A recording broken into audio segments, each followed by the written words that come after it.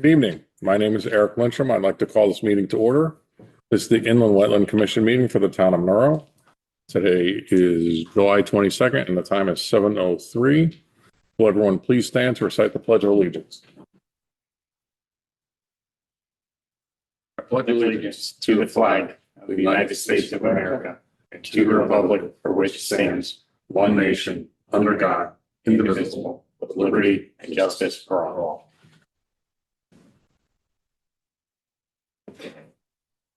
I'll take a roll call of the members of the commission and staff present during tonight's hybrid meeting. Please answer here or present, starting with myself, Eric Lyncham, Chairman, Brian Kelly, Vice Chairman. Here. Mark Zamory, Secretary. Here. Rick Smith. Here. Jim Stewart is not here. Paul Fernandez. Here. And Tanat Plotkin. Here. And Andrew Brotman, Inland Wetlands Enforcement Officer. Here. Before we start, I'll read our mission statement and how the meeting will proceed. The objective and purpose of the Inland Wetland Commission is to provide for the overall protection and preservation of the inland wetlands and watercourses within the town of Monroe. Please note that this meeting is being conducted utilizing electronic equipment in compliance with State Law Public Act 21-1.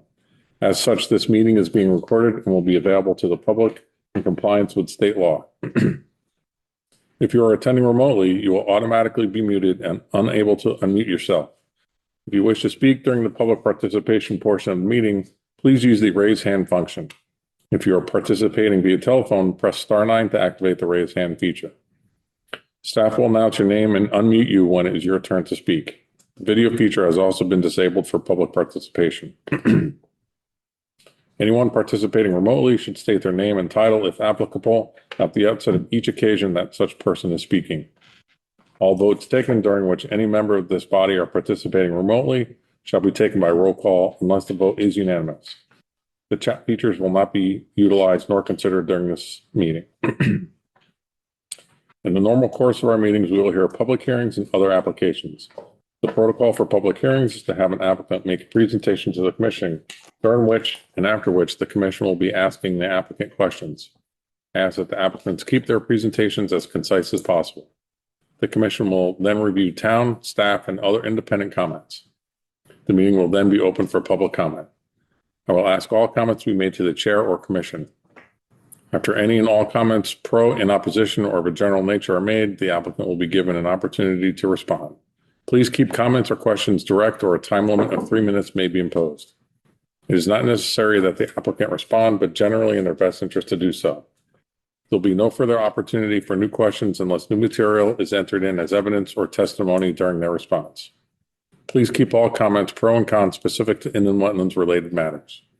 Other applications that do not involve a public hearing will follow a similar format, with the exception that there will be no public comments allowed. The meeting follows our published agenda unless otherwise amended. Are there any changes to the agenda? Yes, I'd like to add a couple of things to the agenda. IPU-26-9, file number 1602, is an as-of-right application that came in just yesterday. It's on your desks tonight. Is that number one more time, please? It is IPU-26-9. Okay. And then I just one at a time. If you'd like to add that, we'll take a motion. I will make a motion to add IPU-26-9, file number 1602, to the agenda under, where would that go? Permitted use as of right. Permitted use as of right section. We have a motion to add. Do we have a second? I second that motion. Second, all in favor? Aye. Unanimous? And then I would like to add under general discussion, Gusky Pond and 70-90 Huntingtown Road, just to the general discussion portion. Is that the same applicant that we just had with his shed? Yes, Okay. You need a motion for that one too? we'll need a motion to add it to. So I make a motion to add that to the agenda, please. Second. Gusky Pond and 70-90 Huntington Road. We have a motion. Do we have a second? I'll second that. Second. All in favor? Aye. Aye. Say aye. There you go. Okay. Anything else? Who seconded that motion? I did. Right. Commissioner Kelly. Thank you. Those are the only changes. Yep. Okay. Okay, general public participation. Is there anybody in the gallery at this time that would like to come up and speak in a general nature about anything not on our agenda this evening? Nobody in chambers? Anybody online? Raising their hand. We have participants online. Nobody is raising their hand. And moving on all the way down to public hearings. IWC 2026-01, file number 1564-1603, Monroe Turnpike, proposed construction of excavator contractor facility and remediation of wetlands, Bruce Monroe Jr. applicant, Donald Smith Jr. PE representative. This is continued from our June 10th meeting. This application was presented on January 14th, where it was determined to hold a public hearing due to both significant impact and public interest. The public hearing opened on February 25th, was tabled to May 13th, and then continued until May 27th, and then continued to June 10th, and continued to tonight. We have a couple of new exhibits. Exhibit number 24 was received on 7/13 of 26. It's a revised set of plans submitted by Don Smith Jr., professional engineer. And exhibit number 25 was received on 7/21 of 26. And it was a letter from Willie Wiley, submitted by Willie Wiley.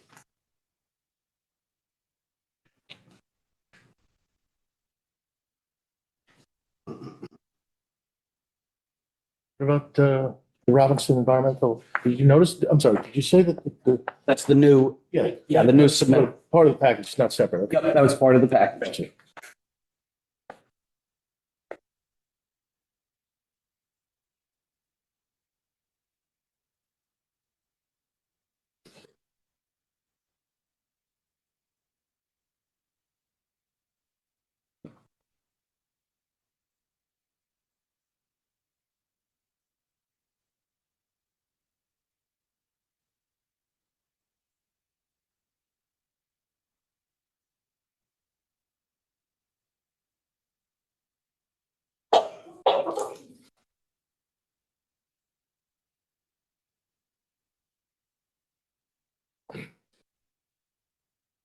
All right, good evening, everyone. For the Evening. record, Don Smith Jr., professional engineer with an office at 56 Greenwood Circle in Seymour.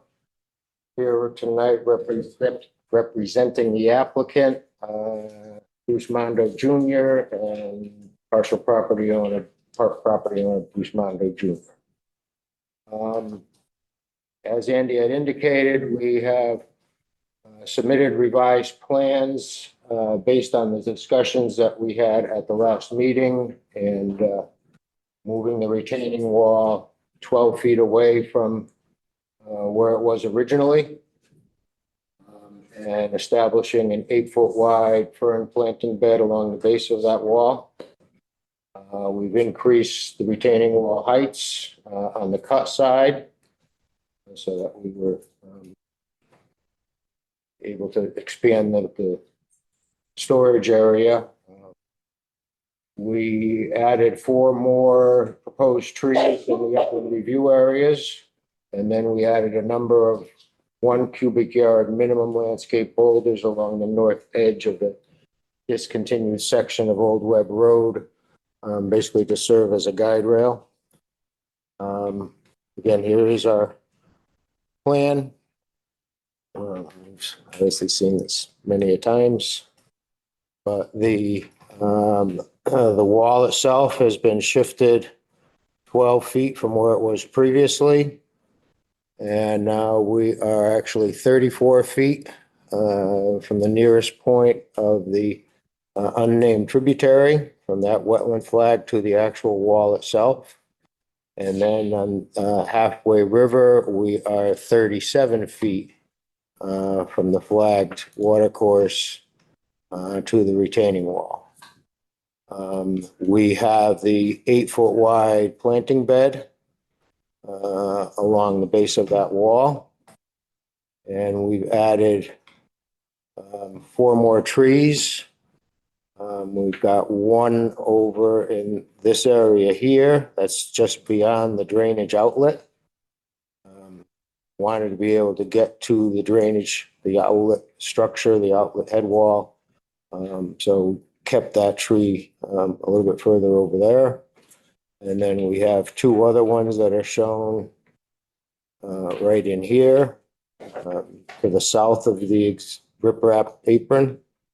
And again, wanting to leave somewhat of a pathway through for maintenance. And then we've added a 4th tree up in this corner up here. Since we're talking about those, let me just give a quick summary total of all of the plantings that we have proposed and committed to. So we have these, the previously disturbed upland review areas. That was part of the violation of this area in here. On the south side of the driveway and on the north side, we have a total of 4 trees and 13 shrubs. And then along this property boundary here with the Wileys, we have a total of 9 trees and 17 shrubs. Over here along the retaining wall, the north retaining wall, we have 10 trees, which are these 10 spruce trees, all the way along Route 34. We have 80 shrubs and 140 ferns that are here along the base of the wall. And along the unnamed watercourse, plantings that we added into the unnamed watercourse, there were 3 trees and 20 shrubs. And those 3 trees, again, were the 1, 2, 3 that I just pointed out, and then 20 shrubs that were basically within the easement area under the power lines. And then in the designated upland areas, we had a total of 8 trees, which included, I believe there was 5 on the southerly portion of the property, in this area here up on the bank. There was 5. There was 2 over in this triangular area, 6 and 7, and this last one over in this corner here, number 8. So total is 34 trees, 130 shrubs, and 140 ferns. Say that again, please. 34 trees. 34 trees, 130 shrubs, and 140 ferns. And going back to the original tree inventory report, the estimated number of trees being removed was 92. There really was no difference along this lower edge. Because we really only moved that clearing line over 4 feet. Because the wall was 12, we moved the wall 12, but we kept an 8-foot wide planting bed. So that lower clearing line only pushed back about 4 feet. So there was really no reduction in the number of trees being cleared. Still the same amount. Okay, thank you. But we've added more ferns and more shrubs along the base of the wall.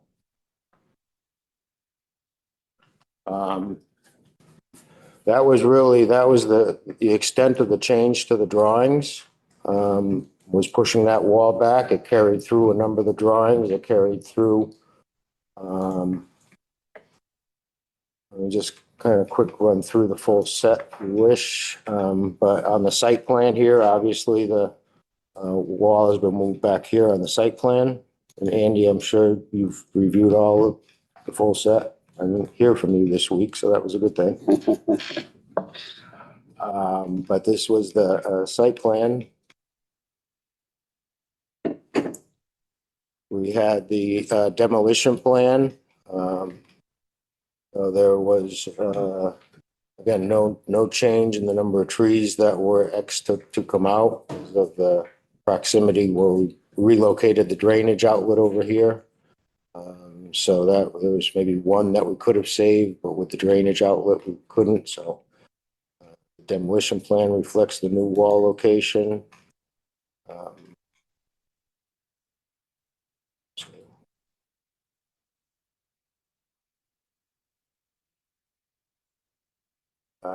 If James has seen this, Yes, so staff had no other comments with the new submittals. Myself and James looked it over and we had no comments. This is again the mitigation and restoration plan. Shows that widened planting bed, the relocated wall, and the widened planting bed along the wall. There are no other changes to the drawing, but this mitigation plan calls out all of the planting areas and designates all of the planting areas and ties back to the Soil Science and Environmental Services planting recommendations. Our erosion control plan, again, reflects the new clearing line and the proposed future wall location, just pulling all that edge in. But again, all of that change was limited to this area over here. Number 5 was the grading and utility plan. No changes to that in this area. Just the wall itself has moved. The outlets, pipe outlet stayed the same. The lighting plan, with the wall moving 12 feet further away, these 1, 2, 3 light fixtures, 4 light fixtures that were closest to Halfway River and the unnamed watercourse, those fixtures now move 12 feet further away from those resources. So all of the light impacts into the wetland area and watercourses is 0. Both on the unnamed and on Halfway River. So there's a benefit there with the light trespass and to the wetland areas. And then no changes to the detail to the 2 detail sheets. So that was the extent of the plan revisions. And then we have a report from Robeson Environmental Associates that came out and did the testing of the unnamed watercourse as requested. And it's a little bit of a surprise, but the orange coloring, the orange discoloration, the orange sediment there is a classic signature of oxidized iron, ferric oxyhydroxide, commonly called iron ochre. And there is a direct tie between that and a leaking underground oil tank that was on the Stevenson property back in 1985. And DEP was involved in that cleanup, and they removed contaminated soils down to the groundwater table, but did not go any lower than that.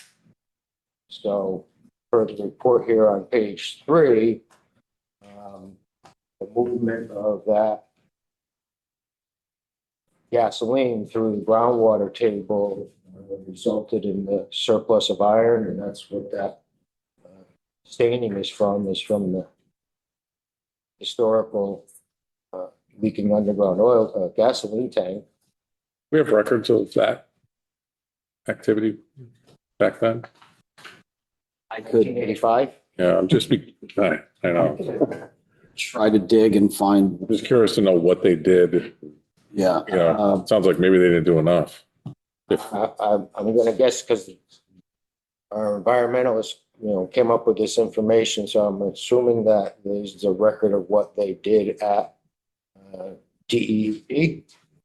On page 3, under the number 1 down the middle of the page, the leaking underground oil. The storage tank was identified and referred to DEP July of 85. Former main office area, contaminated soil was excavated under DEP oversight, but the residual petroleum impacts remain below the water table. Dissolved the VOC groundwater plume documented downgrading of the former tanks extending towards the historical lumberyard debris placement area. So, and then in 2003, footnote 3 here, that 2003, 2004, some MTBE, which is a gasoline additive, right, was discovered in a monitoring well on the Monroe's property. But then here on the top of page 4, item number 5, but with the 2020 and 2022 compliance monitoring, the petroleum of VOC plume had attenuated to trace concentrations below the applicable criteria. So I'm assuming that 35 years out after the spill, they basically closed the file on that. But he says that that's really what's fueling that orange color.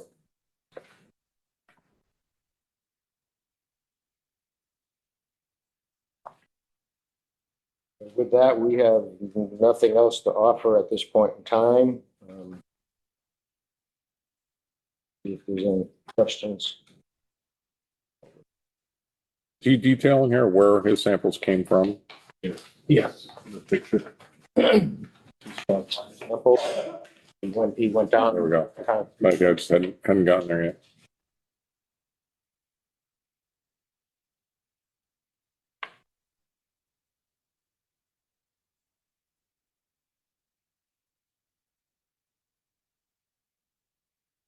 You guys have any questions for him? I'm not sure if I heard that last part, so a little bit confused after 41 years that the tank is still producing that orange color and the conductivity of it, which actually doesn't seem that high if I'm looking at the right numbers.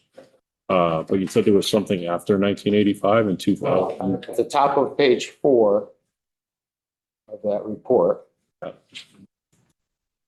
with number 5, it's that the 2020 and 22 compliance monitoring, obviously DEP had them doing monitoring throughout. They're saying that the VOCs had attenuated to trace concentrations below the applicable criteria. So it didn't say it was gone completely, but it was below. But he didn't include any of that testing in his. Is there somebody, I mean, I'm not a scientist, right? But you know, I can only use some research, but is there somebody here that could explain so I get that my understanding is that the conductivity can be anywhere between 500 and maybe 1,500 for drinking water, I think. Salt water is like over 50,000, but I think, like, what are we looking for, right? What's acceptable? Okay. Yeah, I had the Other same than comment. the color, right? Like, The range, the limits are not on here, so I don't know how good or bad they are.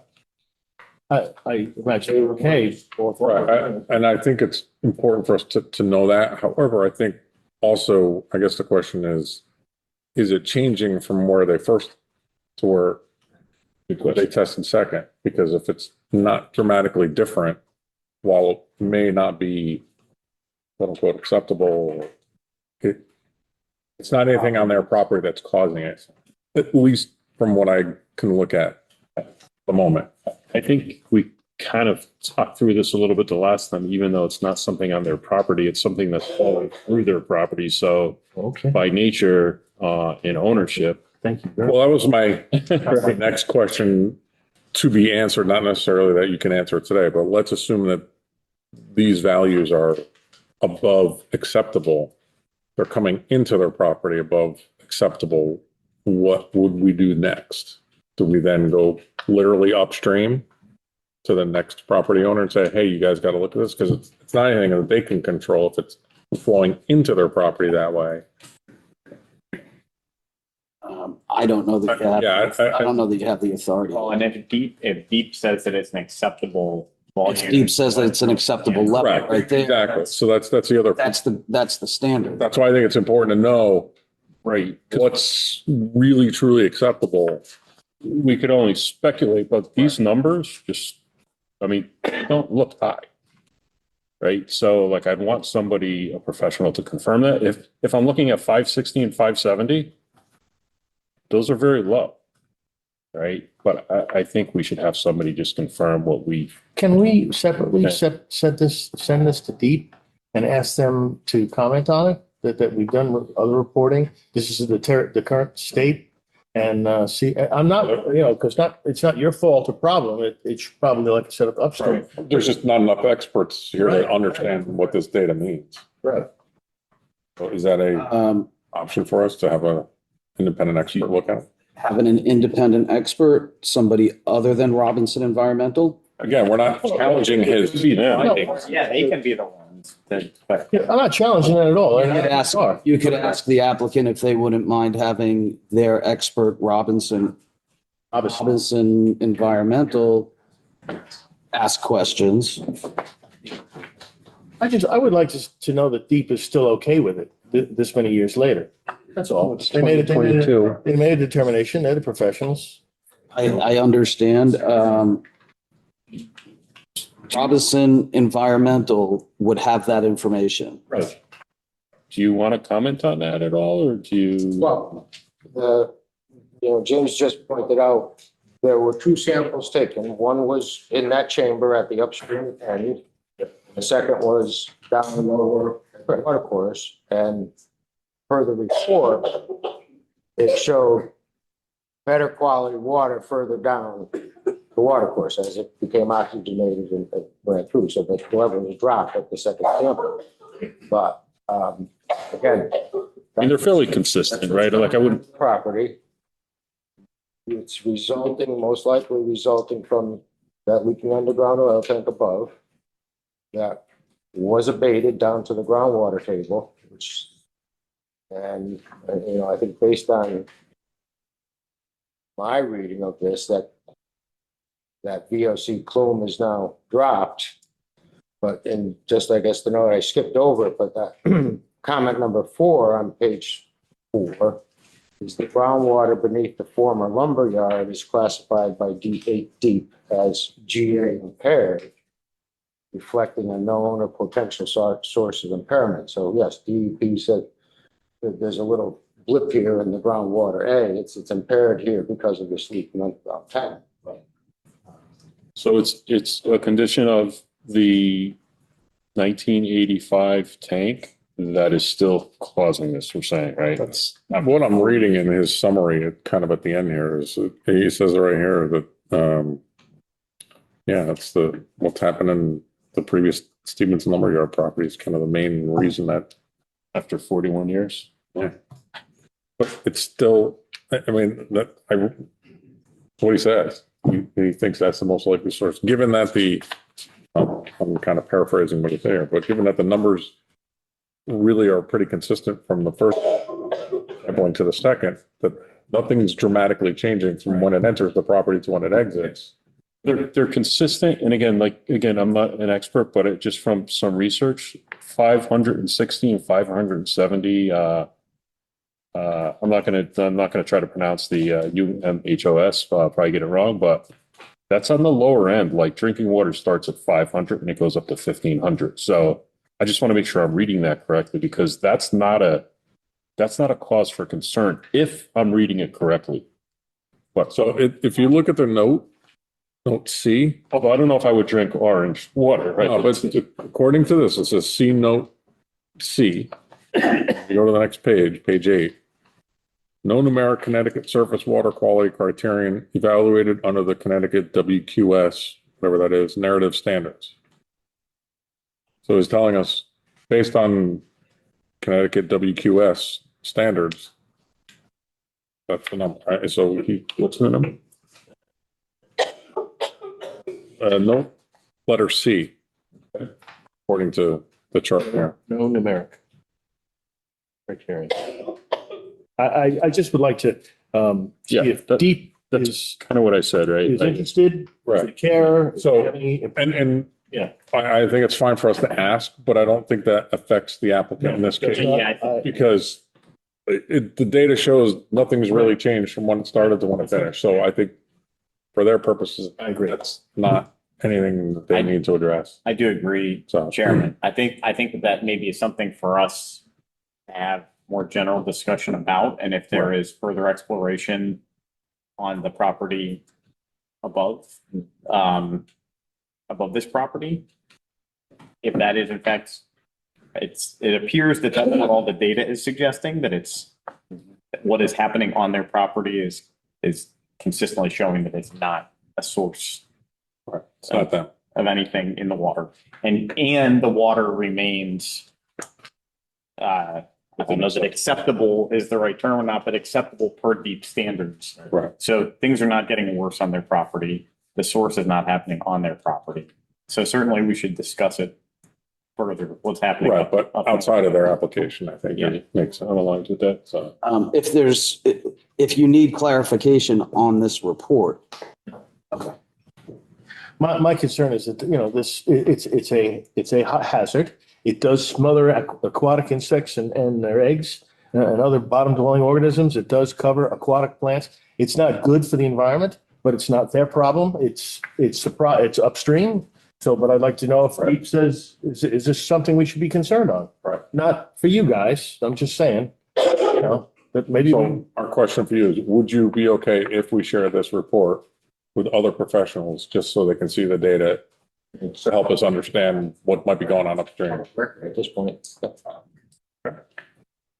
You want me to get in touch with somebody from, Again, we can discuss that At a at a s- okay. different place, I just want to make sure they were okay with us sharing it. So, okay.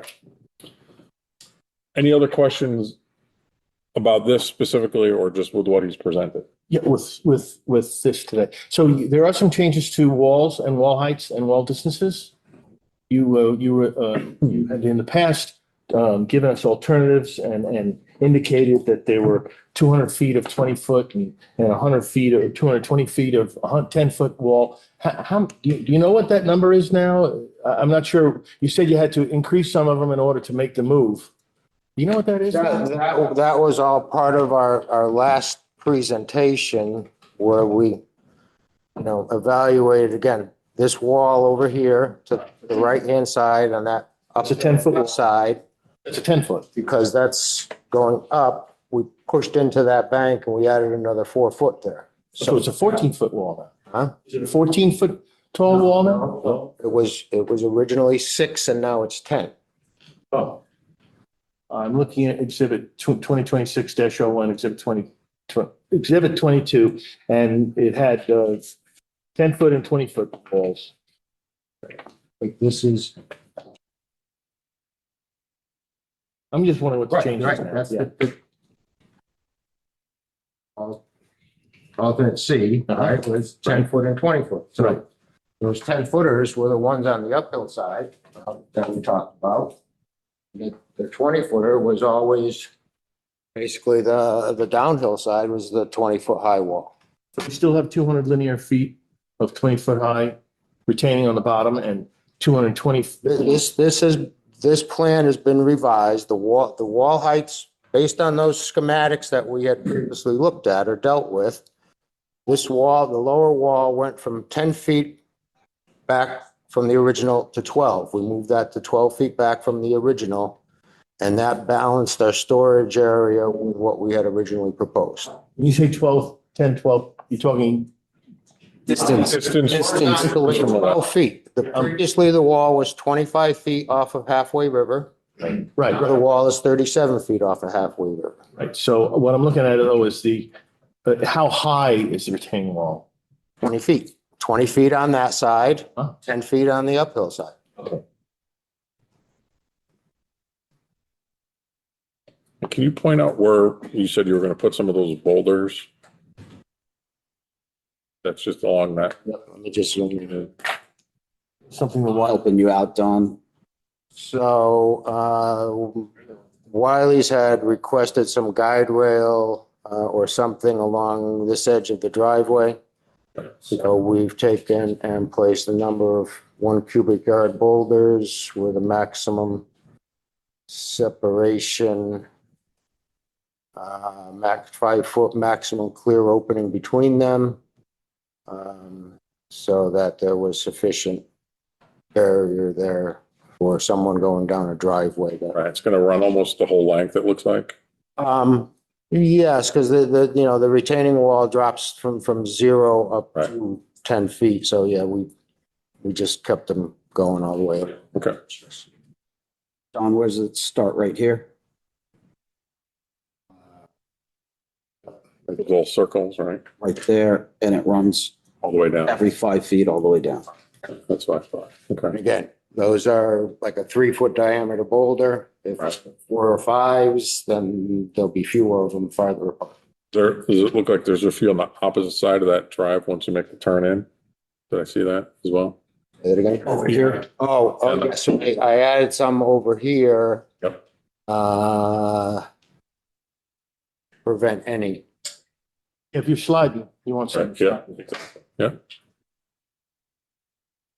That wasn't quite what I was thinking. Well, I mean, I that's. added those boulders over there so we wouldn't go in that area. Right. I like that. Good. That's a good idea.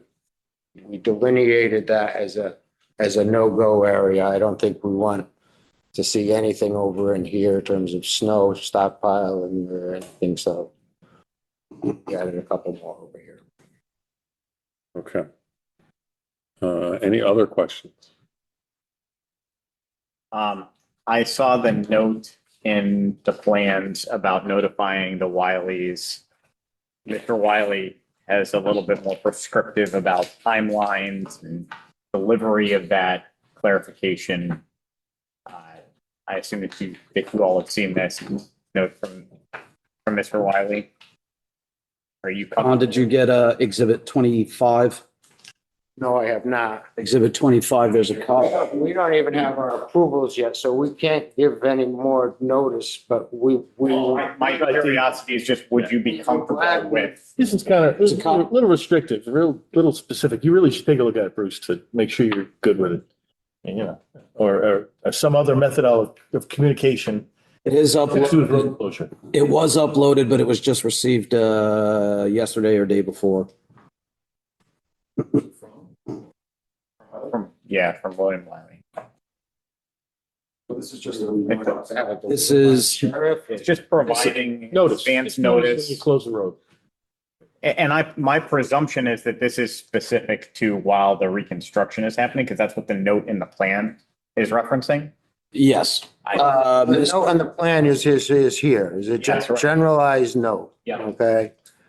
And this is just some clarified language about, Wiley shall be notified of anticipated work schedule and temporary closures. When the time is appropriate, Mr. Wiley is online. Maybe we can have him clarify this. When the time is appropriate, we can ask him to chime in. He might have technology problems, so he just wanted to make sure that got in as an exhibit yeah, that's, and that all the commissioners can take a look at it. I mean, this seems that it is specific, but it seems fair for communication considering the impact that it would have on them. I just wanted to make sure that the applicant, because perhaps it's a condition that these terms are met. That could definitely be a condition of an approval, yes. You're fine? Okay. Yeah, I don't see any. Let me make sure you're okay. We're not gonna stop them from going to. Just- Yeah, no, of course not. Right. I'm sure. Yeah, it's fine. As long as they'll let us walk to this front porch. All right. Just a question on that. Does the fire department need to be notified of a road closure to a residential We're house? not planning on closing it if there would be. Widening would happen first. The widening would happen onto the north side while the existing roadway driveway is still open.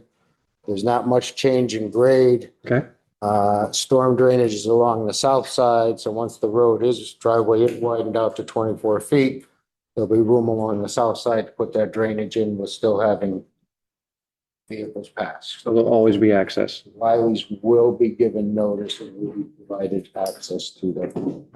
So there'll always be access. Yes. Okay, thank you. Any other questions? No questions? Okay, I think we're good for now. Making a motion? No, because we got to open this up to the public. Oh, And we're not ready for motion yet. So, Mr. Wiley wants to comment at all? or well, Public, yeah. hold on, so do you have anything else you want to add before we let you go? Okay. All right, Thanks for all the additional detail. Thank you. Appreciate it. At this time, we'll open this up for public participation. Is there anybody in chambers who would like to come up and speak?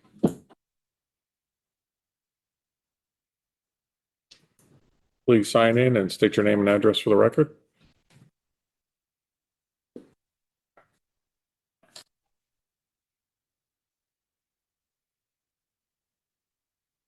With regard to this application.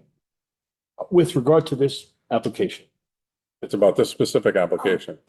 My apologies. Oh, You'll be okay. later, just. I'm out there My later. apologies. This is a different application. Okay. I got it, thank you. Specific to this application. Anybody else in chambers? Mr. Wiley was online. I made him a panelist and now I see he disappeared. I'll give them maybe a minute to jump back in. I do see he's back up, it looks like, Mhm. in the corner. Muted. He was just unmuted. Now he declined to be promoted to panelist. Okay, I guess Mr. Wiley has no other comments. Oh, hold on. No, hold on. He's muted. Coming. Can you hear me now? Mr. Wiley, Yes. please state your name and address for the record. My name is William Wiley. I live at 1609 Monroe Turnpike. Just a few quick comments. One is I want to thank the commission and also for the applicant for taking under consideration our requests.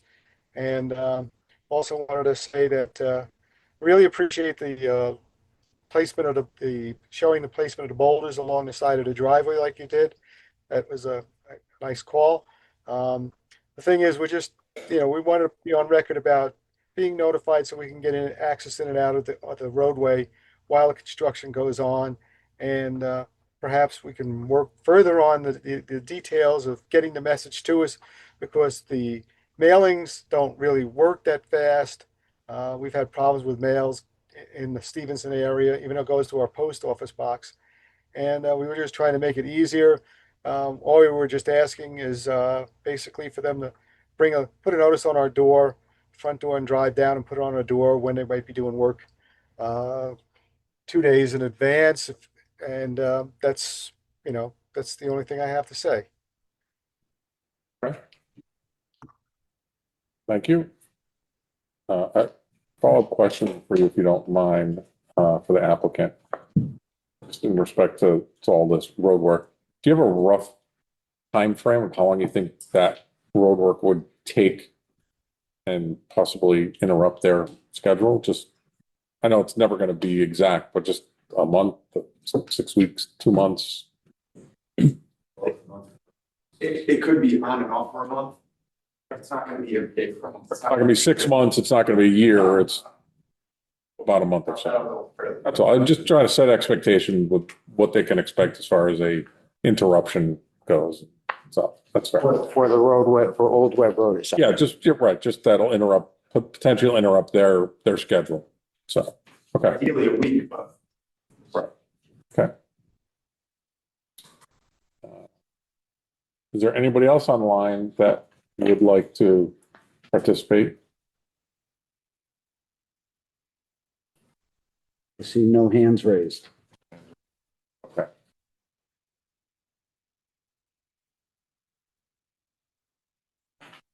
Are we ready to make a motion on this, or do you guys want to keep this going? Is there anything we need them to? I don't think there's anything we need them to come back with at this point. I don't think we've requested any changes, so We want to make a motion to close this?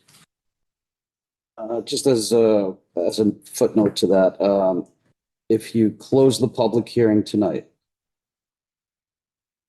you have a choice whether to deliberate tonight, or you can push the deliberations until the next meeting. However, a decision needs to be made 35 days from when you close the public hearing, which puts us at that next meeting, because we only have one meeting next month. Right.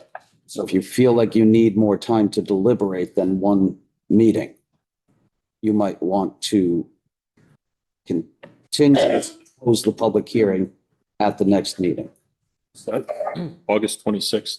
August 26th. And if that would be okay with the applicant as well. Let's, what do you think about that? I'm sure they would rather get started sooner rather than later. So long as you know that a decision has to be made at the next meeting. So we have one session of deliberations. Right. I personally would hope that Jim is part of this deliberation for the next meeting. So I don't think we're going to deliberate, at least not completely tonight. Any other thoughts on that? I mean, that's a fair point. It is. How do you guarantee that, right?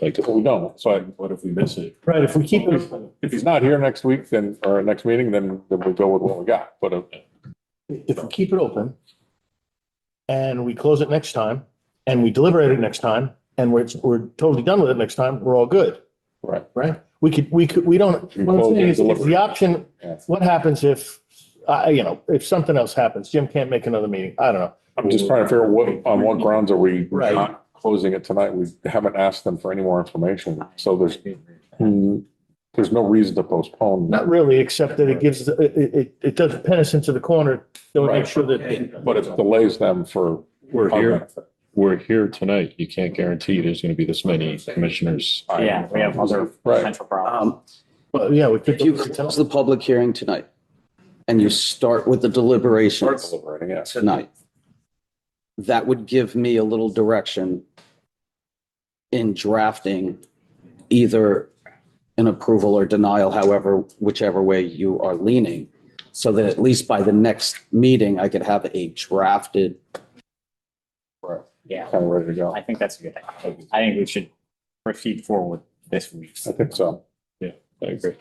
With that in mind, I will make a motion to close public hearing for IWC 2026-01 file 1506, 1603 Monroe Turnpike, and move to deliberations I will Tonight. tonight. second that motion. We have a motion and a second. All in favor? Aye. Let's see. That's fair. And one abstention. Okay, one other item.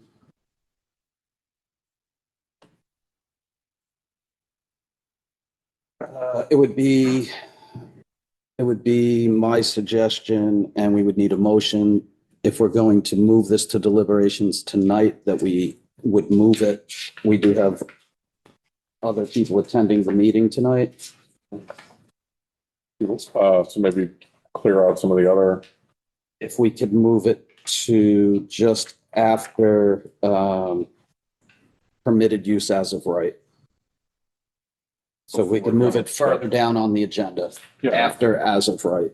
Right before general discussion. Apologize to the applicants, but we do have, I'll make a motion to move section E of our agenda, the deliberation sessions, down below section H, or section H, permitted as of use as of right on the agenda. motion to move that further down. We have a second? E. No, second. We have a second. All in favor? I, Okay. So we'll move that down. Brian made the motion, Yes. made the second. Made the second. Okay. Thank you for that. Okay. Moving on. We're holding our deliberation until later, so Going on to time extensions, IWR 2025-03, file number 1525, 155 Richards Ave, removal of 50 plus or minus large trees and other vegetation within the upland review area, wetlands potentially on town of Monroe property. Okay, so if you'll remember, this is a remediation plan that was approved by the commission on September 11th of 2025.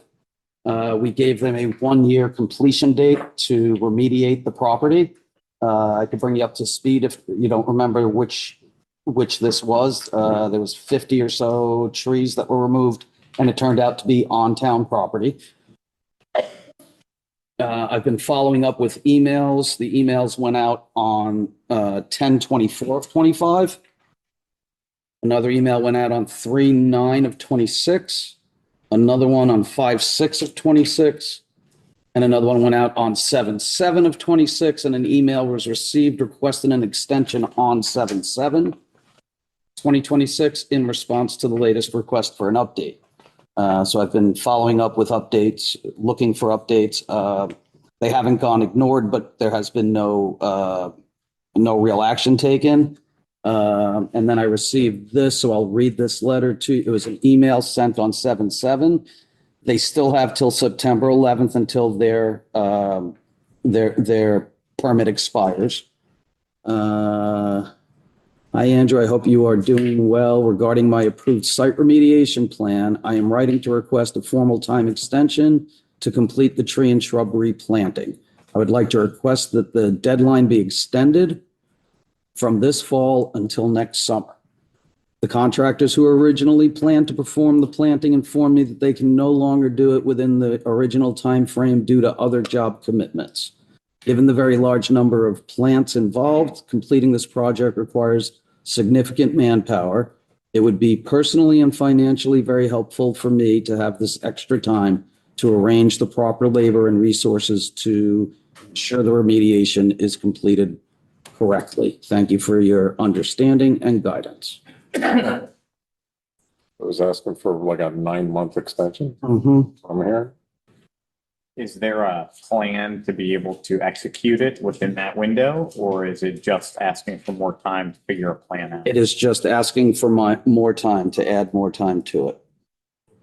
So how much is he, what is he ultimately going to be planting? He is asking for it to be moved until next summer, so say July. He Right, didn't no, I'm just- specify. Right, I'm just wondering what he's planning on putting in, and is that an appropriate time to be planting things, or should we say, no, it's got to be done by the end of May because you need a growing season for it to. Optimally, fall and spring are your planting seasons. So the fall is great for planting, spring is great for planting, summer not so much. Well, that's why I'm thinking maybe we grant it, but not quite so long. Bring it back to, springtime. Yeah. That's unreasonable. I did ask for him to be here tonight. He was unable. He is out of the country. How about June 15th? That's just before summer. My last response to him, I understand that you're requesting a time extension for your remediation project and you are unable to attend the meeting on July 22nd. I'll be requesting the extension on your behalf. Have you taken any action to implement your plan? Do you have a written quote or any correspondence from your installer stating that they need more time? I've not received the hold harmless affidavit, which I've been requesting from you. Is there anything you would like me to present to the commission on your behalf? What was the date again? That was 7/7. You haven't heard anything back from that request? That's where I got the request. I'm currently in talks with several landscapers and awaiting their quotes.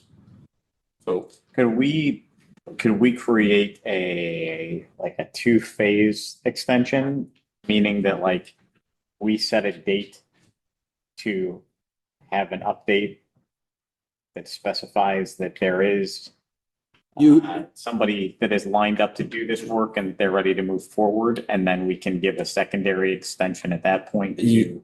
You can do whatever you can ask him whatever you'd like. You can deny his request for a time extension. You could ask him to appear to answer questions.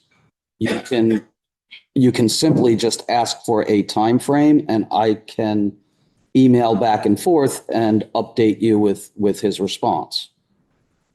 I think we should have a plan and a quote from him. If he doesn't have a plan or a quote, then I say it again, Paul, I can't hear you. I think we should request a quote or a plan from him that he has, because if he doesn't have either, then he's not taking any action. Okay, he has a plan. Okay, We approved a plan. okay. So he has a plan to remediate. But he hasn't done anything about it He yet. doesn't have someone lined up to do Lined the up. work at this point because that fell through. That fell through. So, well, when is his current? September 11th is his completion date. Okay. So that gives him, so if we say, come to our next meeting and explain what's going on, give us some, that really only gives him 2 weeks to, If nothing's taken place up till now, right, our next meeting is August 26. 26th. Right. He's not going to, I don't see that he would be able to make that September 11th deadline, in which case we can give him an extension at that point. Well, that's, Or you're welcome to grant him the extension now. And if he, Yeah, perhaps what we could do, I mean, the thing that I don't want to, I don't have any issue theoretically with giving an extension. I would rather see the work done, the remediation completed ultimately, right? I think we probably all feel that way. I would not like if we get through the fall and he still doesn't have somebody lined up, and now we're staring down the barrel of spring and a very limited runway to get this done in the right season, Right. seasonal weather, and he still doesn't have somebody set up to do the work at that point. okay, so it's not gonna change the fact that he isn't getting it done in the next month and a half. That's true. I could grant him in, With Right. Where I'm going with this is we can give him like a short-term extension, if you will. And says, all right, we're gonna give you until May 1st.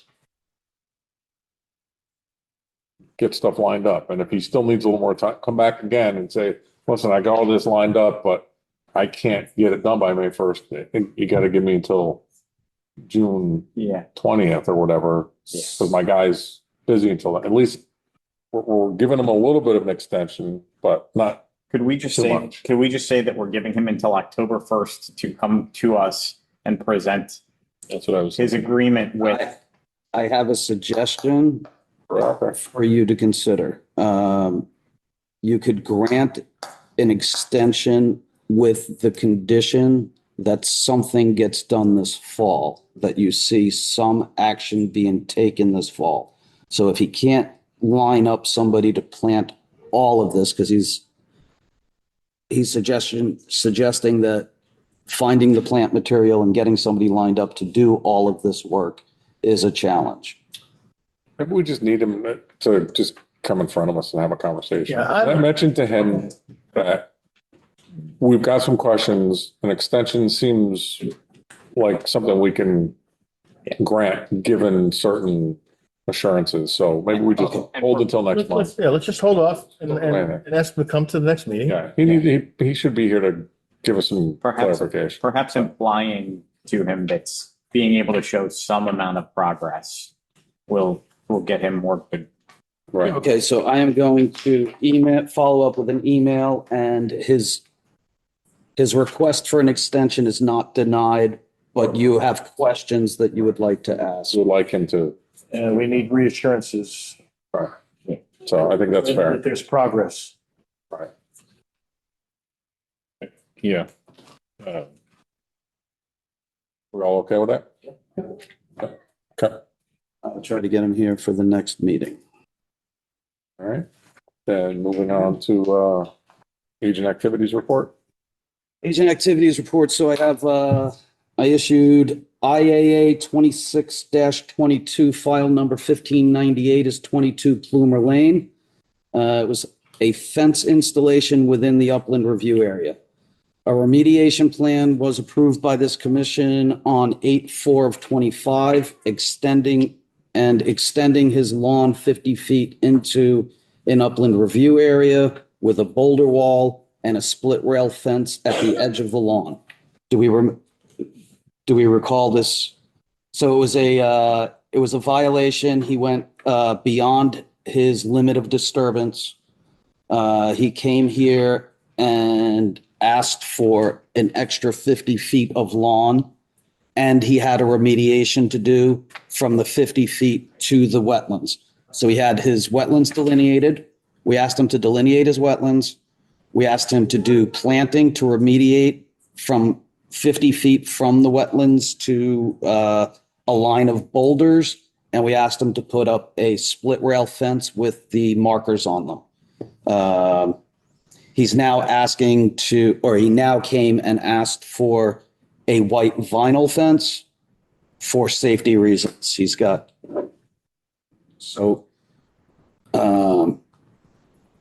This permit's for the vinyl fence for safety reasons in front of the split rail fence. Disturbances in the existing lawn and not further into the upland review area. So it's where you had already granted him permission to have lawn. My conditions of the approval were to install wetland markers on the posts on the outside now and remove any excess excavated material from the upland review area, and all work to be performed by hand with no machines going into the area. Thank you. Sounds good. I issued an agent approval IAA 26-21. File number 1601 is 316 Hattertown Road. It was an addition and an attached garage with stormwater management within the upland review area. The addition and the attached garage were approximately 40 feet away from potential wetlands. The potential wetlands were on an abutting property, not on his property. The underground water system, the underground water retention system is approximately 25 feet away from potential wetlands, sitting in what is existing lawn. Conditions of the approval were to install silt fence with pre and post construction inspections, install wetland markers, excess excavated material to be removed, and to plant 3 native trees to replace 3 trees that were removed.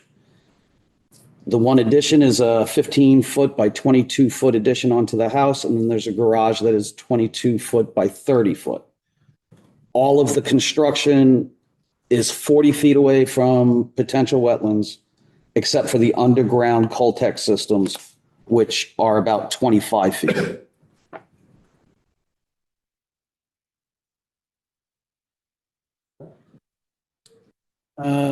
Next agent approval was IAA 26-23, file number 1602, 41 Crown View Drive, removal of vegetation, installation of a fence and livestock enclosures with new native plantings within the upland review area. So it's removal of 3 dead or dying ash trees. 2 are dead, 1 is ailing. And then there's a large grouping of mixed shrubs that need to be removed in order for him to put in his animal enclosure. Okay, it's for livestock. I couldn't really tell whether they were natives or invasives. What I could see is a large grouping of what is mostly multiflora rose, which is why I didn't venture further into it. But I'm going to assume that there are native shrubs in there, which is why part of the approval was for him to replant, once he removes all of that, to replant, I think it was 10 native blueberries along that row to compensate for if there are natives in there. The whole area that needs to be cleared only extends 20 feet into upland review area, so it's 80 foot away from wetlands. And that's in order to create a fenced-in area for livestock.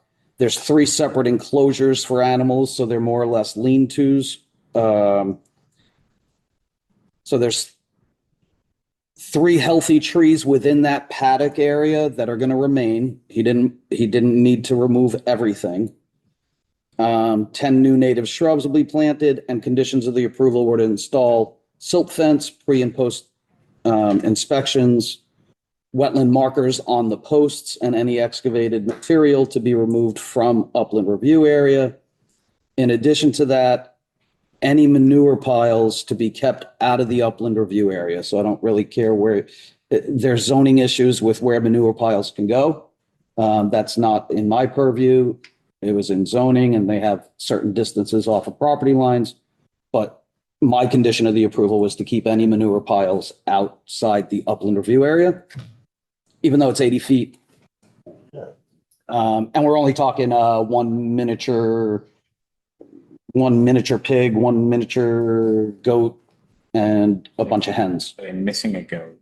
There's a missing goat. Oh, I saw about the missing goat. So those are the conditions of that approval.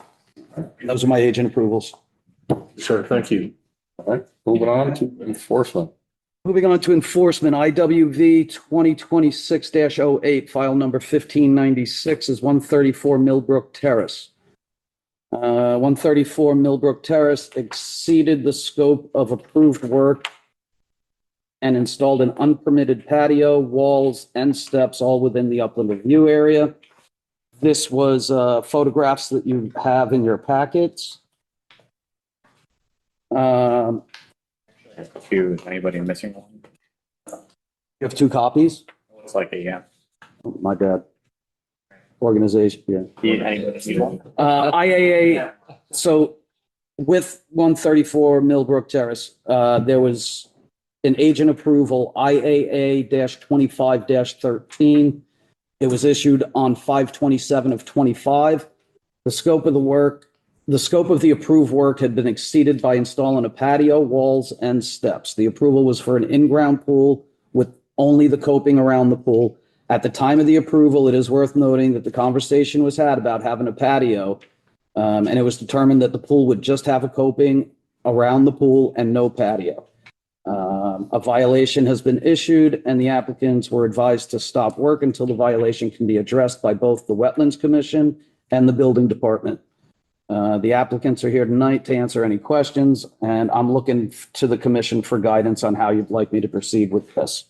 The Building Department has looked it over, and I think the Building Department is good with what they did.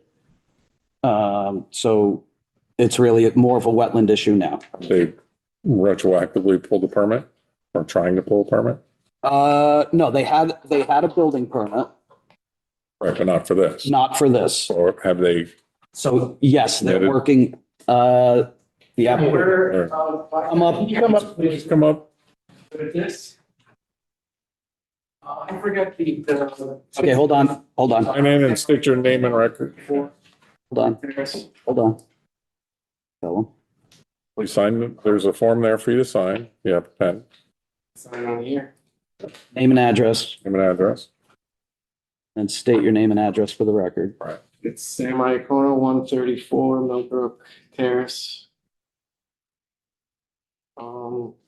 I spoke to the building, what's his name? John is our, Last name, just so, John Morris. John Morris. We did the Mafia blocks last year. Because I didn't know, because like I told you, Andrew, when we put the pool, the elevation was like that. I didn't know we had to go step by step because I would have needed a ladder to get from the driveway to the pool area. So my cousin is the contractor. So we're trying to make the place look better, not worse. So So walk me through, you I have applied for a four. pool permit last year. You knew what the property was gonna look like, and now, no, I knew where the pool was going to be, but how am I going to get to the pool? I understand that, but that's what I'm saying. So you knew where the pool was going when the plans were drawn up for the pool, and when you applied for the permit for the pool. And then after the fact, now we're putting in a patio. You knew you needed to pull a permit for the pool, but then we're trying to put this in without pulling a permit patio. I'm not trying to, you were coming, so I mean, we were running out of time. We started the process online, but then my wife ran into something where she couldn't get by it. And then my cousin was like, let's just face whatever the consequences are at the end. And here we are. Where's your cousin? Where is he? Here, yeah, he's not here. Or he should be here facing the consequences with you. He said, if you want to meet on the property, let's set it up and he'll discuss whatever you want to discuss. Patio walls and steps. It's lovely, it's significant though. Yeah. Looks good though, right? But look, Cut it up and down. I'm just saying. Yeah. Where specifically, so I'm looking at these pictures, Andrew, and they're obviously steps from the driveway up. I see patio, I see whatever it is, slate, whatever it is, all around the pool. Yeah, it's Is that all the problem? All of that? Yes, all of what you're seeing in these photographs here. So you've got the wall at the base of at the end of the driveway with the steps going up to the patio level. The steps from the driveway up were not, part of it. but we approved a pool up at the top of We it. approved a pool in the yard Right. with a coping around the pool. And if you look further, I suppose we have any before pictures of before the wall, after the pool. if you look at the violation, Yeah. okay, that's what was approved. That's the approval. That's the site plan for the approval. What page is that? Which shows an 18 by 30 pool or something like that. It's hard to read. 1632. 16 by 32 pool with a coping around it. And in order to do that, you'll see the 5 by 10 rain garden. So we've increased impermeable surface by putting in the walls, the patio, all of that. So, Does it still fall within the acceptable percentage? well, no. I mean, this was originally approved with a 5 by 10 rain garden. That 5 by 10 rain garden is strictly to contain the amount of water that the pool and the coping were going to take up. So now we need to, So now we need to For that. significantly increase. It's 500 square, the decking area. It was, So the patio is 500 square feet, you're saying? Okay, so the patio is 500 square feet. Then you've got the walls and the steps and the walkways. So all that stuff you just mentioned toward the end, the walls, the steps and the walkways, right? That's further away than the wetland markers. The pool is closer, right? No, the pool is further away from the wetland markers. It must be on the right over. Where's the pool? yeah, steps are here, right? Oh, over here, it's a drive. between the pool and. And then the there's steps right here. are in this spot right here, Yeah. right? Going up to the pool. Let's see if I can do this. Hold on. Here in these pictures, you see, it looks like. It looks like Between the house the and drive. Yeah. Well, that's what I'm trying to figure out. Is where- No, it's the drive. I don't think it's just, I think I'm misinterpreting those pictures. Wetlands are here, the wetland markers are here. I see the pool like right over here. It's not here. Andrew, you're trying to pull up the map on, I am. thank you. Where is the pool? The pool is back here. Pool's here. Here's the stairs. Right? Okay. And then here's this. Stairs are Which is closer. Yeah, and Yeah. so, but that, on this document here, that wall is over here. That wall is here, right? Yeah, that's only, Right. So, so And that- as you come up, yeah, that's the inside. And then you step onto the deck area. So those are like landings. So you knew about these markers before you put the pool in, obviously, because you pulled a permit and everything was. There we go. Right? Yes. Okay. So It's not here. Pool's not in this picture. it does look nice. But- This is the It pool. has to be taken down. It'll look pretty bad. Gotta be taken down. I'm saying if it does have to be, if that's the decision, it's not gonna look very nice anymore, right? So the comment that kind of disturbs me a little bit is that we'll just face the consequences. Yeah. We know we're doing something wrong. Well, I'm not the contractor. You're the homeowner. Yeah. You're responsible. Yeah. You you don't have to let your contractor do anything, whether it's your cousin or not. So we're now in a situation where we have a lot of impervious surface that was already at the limit based on what you had to do before, and now we're well beyond that. So this needs to be rectified, not just look the other way. No, that's my mayor. Yeah. So I think we need to do like a full application, and we got to understand how they plan on dealing with the impervious surface. And you had this rain garden that maybe. Yeah, no, I spoke to Andrew. He said, hold with it because obviously the 5x10 is not big enough. Yeah, no, we're going to have to get some real plans and get this done correctly. Okay, so it's a remediation plan. It's either going to be an administrative remediation, or he's going to get a wetland scientist involved and have him put together plans to present to you. Can I just comment? When I look at the overhead drawing, I see that red line says upland review area. So there's half this house in the upland review. Yes, yes, The whole pool, driveway, and stairs. Yes. All that is upland review area. yes. Okay. So We don't, look, we don't deny everything that's in an upland review area. No, I know that. Right. It means it falls Okay. under purview. That's all. Right. When was the approval for the pool provided? When was it provided? It was provided on 5/27/25. A little more than a year ago. So, did it go through actual plans, or was this just a staff approval? It was an agent approval. Right. Yeah. It was agent approval because it was far enough away from, Yeah. Wetlands. Right. So, and it's still far enough away from wetlands. The pool. The pool, the patio, but now we're the steps, the walls, right. But that's now all far enough away Yeah, there's from mapped wetlands. there's a lot So to that- unpack that's- here. I mean, I don't know that I would have had any issue with that. Like, we may have just. If this was presented to the commission before it actually got done, if this came to me before this got done, I still would have done an agent approval based on your recommendations to me. and what would you have recommended? I would have made him, if he was doing that much impermeable surface, I would have had him account for a bigger rain garden to accommodate Right. the impermeable surface. I would make sure that any plantings that get done are native plantings.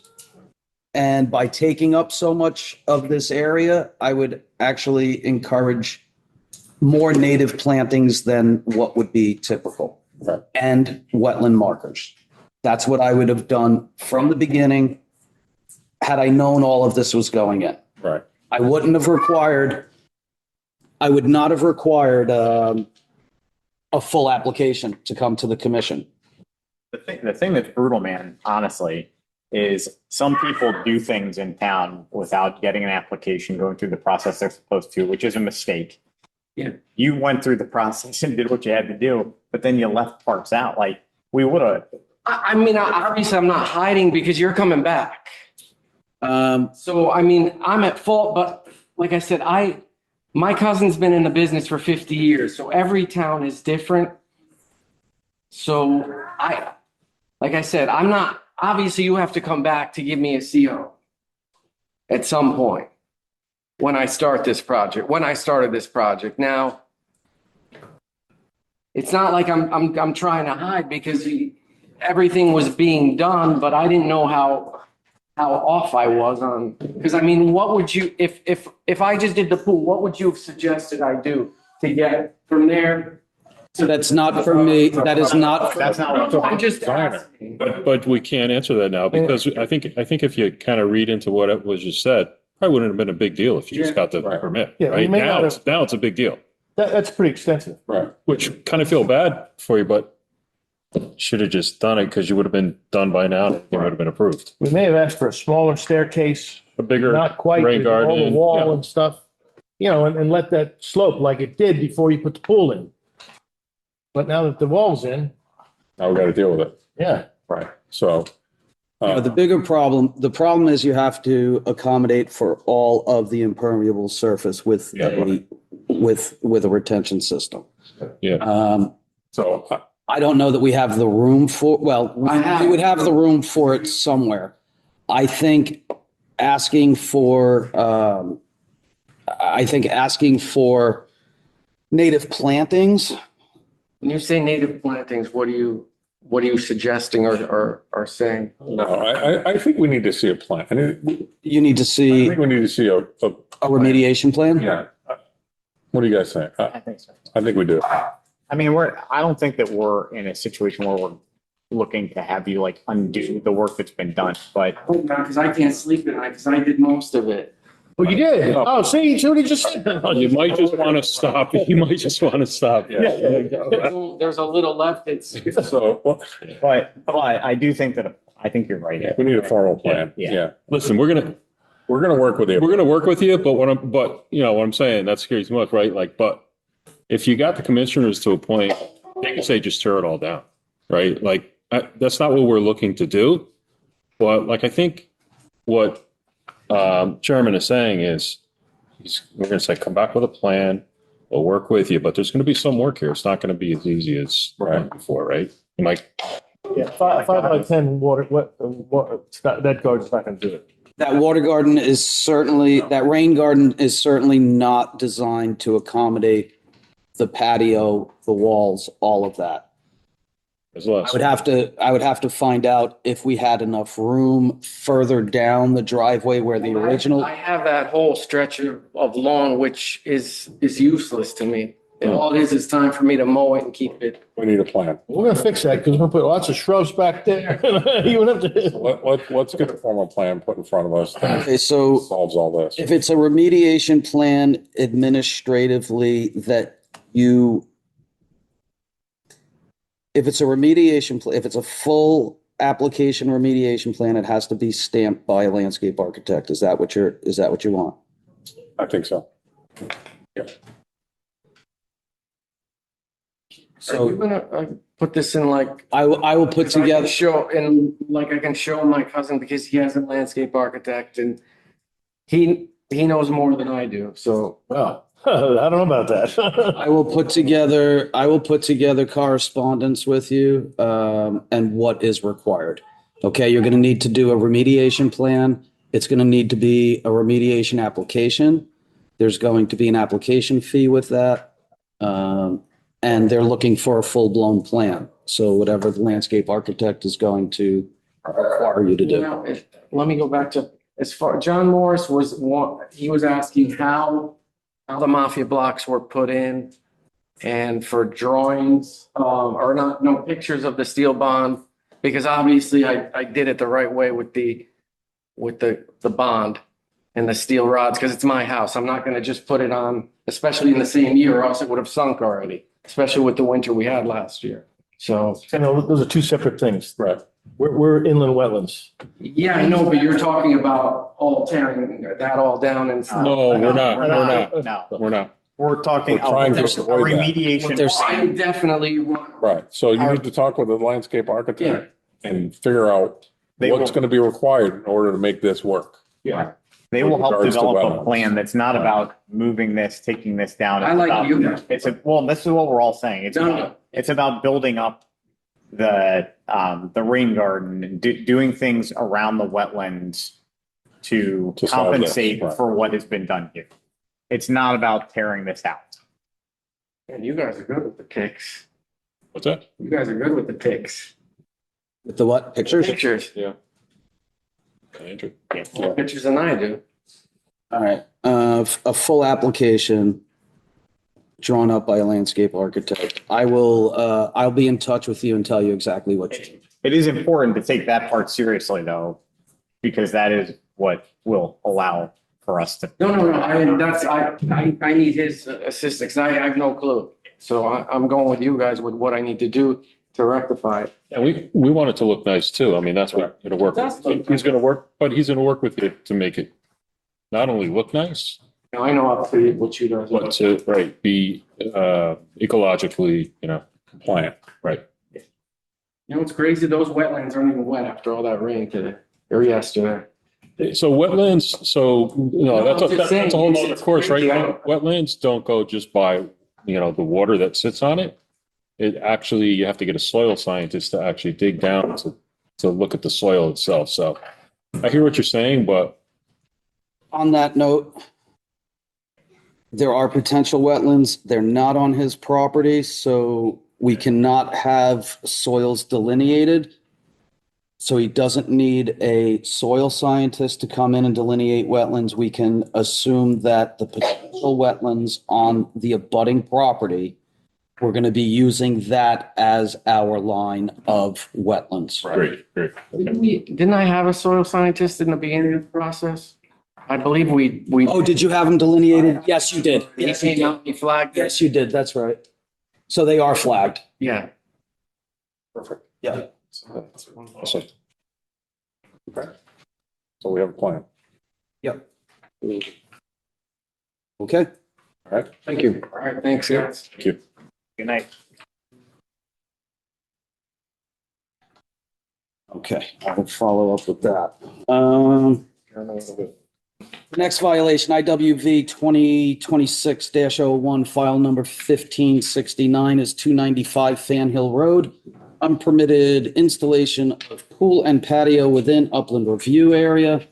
On February 19th of 2026, a site inspection was conducted revealing a patio and pool has been installed within the upland review area without a permit. The violation was issued on February 26th of 2026. In addition to the patio being located within the upland review area, it was also determined that it was built on top of a septic tank. The owner was required to get a B100 survey done to determine the location of the septic tank. The health department required that. They got their B100. The health department has reviewed and they approved the patio location, even though it is right on top of the septic tank. She has no jurisdiction to tell them to move the patio or in order to clean out their septic tank. They have to pull up patio to get to it. But it's not a health department issue.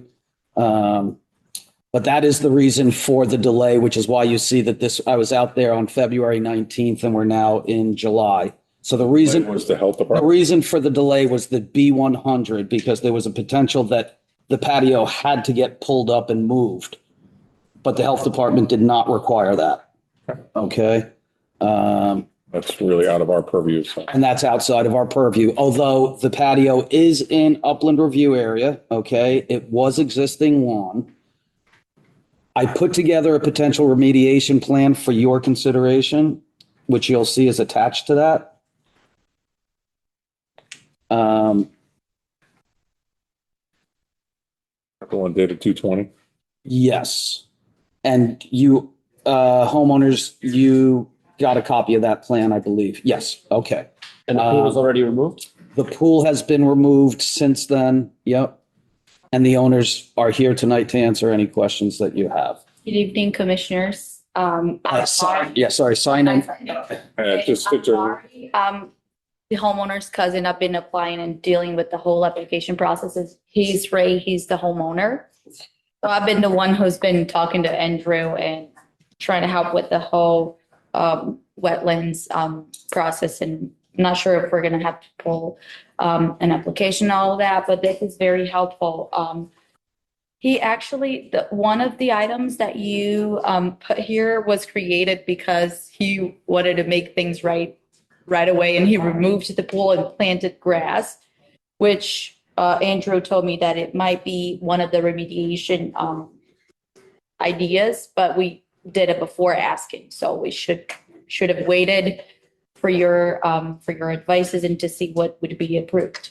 So we're here now, and we're willing to do all of the plantings that Andrew drew here, all of the plants, the 15 aronia, the 3 amelanchier, and the 8 hamamelis. So Good job. Ray is the homeowner and he's the one who did the patio. He did the patio himself and he put the pool up himself because he does landscaping and construction work. So he did it by himself. He just removed the pool. So that would be one of the ideas, to remove the pool, and that's been done. And if you guys require us to remove the patio, he can also do that. So he's willing to do whatever you guys think it's necessary in order to make this work. And we apologize for these violations and we wish to make things right. Thank you for coming in. Andrew? Yep. I assume you put this together, they're willing to, I did. and it seems pretty straightforward. Yeah. Did they remove the pool without us even requiring it? Yeah, that was either miscommunication on their part. I did tell them not to do anything until we can. So there was gravel underneath this pool and you took that off too? Or? Was it gravel? Just Grass? just sand. Oh, sand, Just just sand. sand. And now it's just completely lawn. It's grass. You planted grass again. Is it your desire to put a pool up somewhere on the property or? I wish to. So can, You can consider this plan, okay? The reason why I was asking for so many plantings was for the pool, right, for the Anticipate. patio. and that's why, Now that the pool is gone, I can suggest that we can remove some of the plants because of that, or relocate the pool so long as it Sounds is like, yeah. far enough away. I would love to in my case. Sounds like you'd like to have a Definitely pool. love the pool. and that's kind of what I was thinking as well, yeah. Did you say that? Do you still have the pool? Yeah, I just kept it on my deck, like I just I'm sorry. Yeah. I'm sorry that you pulled it away and now we're telling you that it might be okay to put it in, but I told you not to do anything. I told you just to wait. You were actually helping us. Yeah. And it's a nice patio too. Is that been pulled up? Or, No, okay, not yet. Okay. We stopped at the They pool. were willing I to wish do we that could with do lawn. patio too.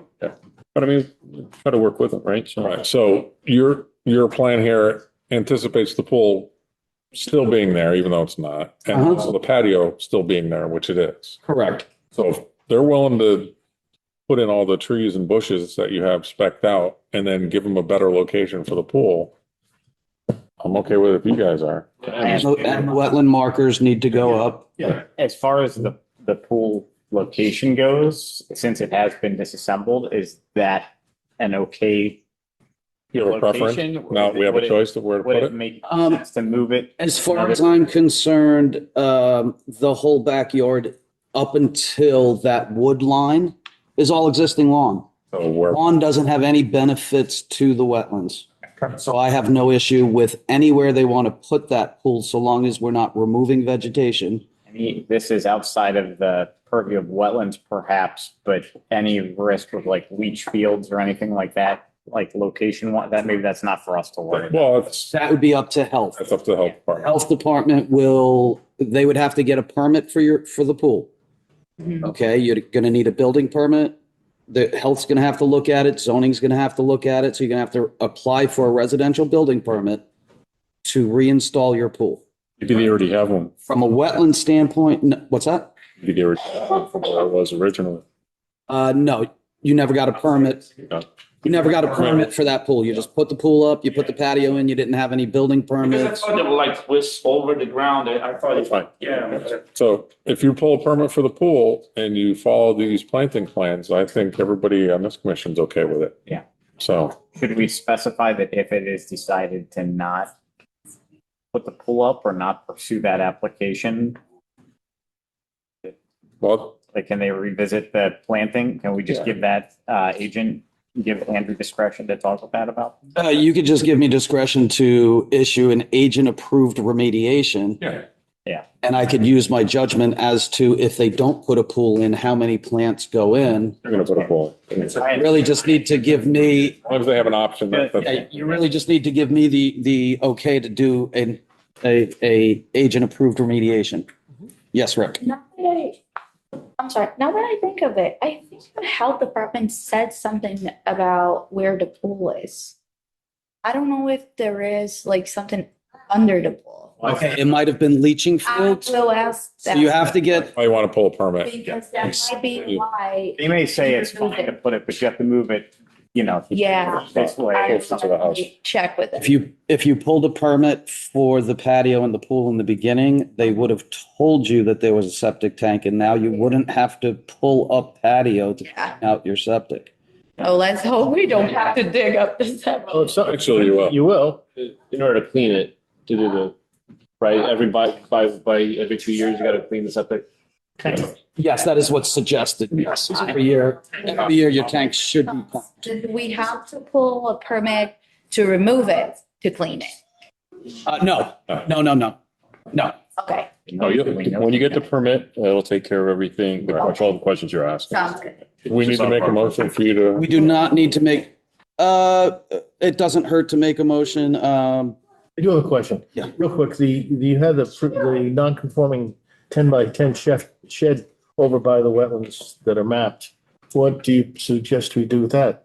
Okay, the 10 by 10 shed that's there, I was able to go on GIS and see that I'm working from memory, how far back it goes. Okay, I want to say it was more than 2000, the year 2000. Right. It had been there. So I forget how long it's been there. It looks like. I could probably find that out for you if you want me to dig a little bit. It looks like, no, hey, look, okay, tell you what, It's been there. it looks like a good shed. It's performing a function. It's not hurting anything. If you replace it, I don't want it there, right? Okay, If it ever gets replaced, please come back to us and say, okay, where can we put this thing? Well, Away from the wetlands? I think it would go to not us first, right? Yeah, I think yeah. it's more of a I don't know the rules, right? Like if it's a movable shed, maybe there's not as many rules around it. It doesn't come to us first, but you're not planning on moving that, right? are you? Okay. No, you can move it. And I can say that the roof was taken into account, just like the square footage of the pool and the square footage of the patio, when I determined how many plants Yeah. to remediate with. So that was taken into consideration. And I could put as part of the remediation plan, a condition that shed cannot be replaced. I could write that in there. I mean, but I don't know if we have enough information to.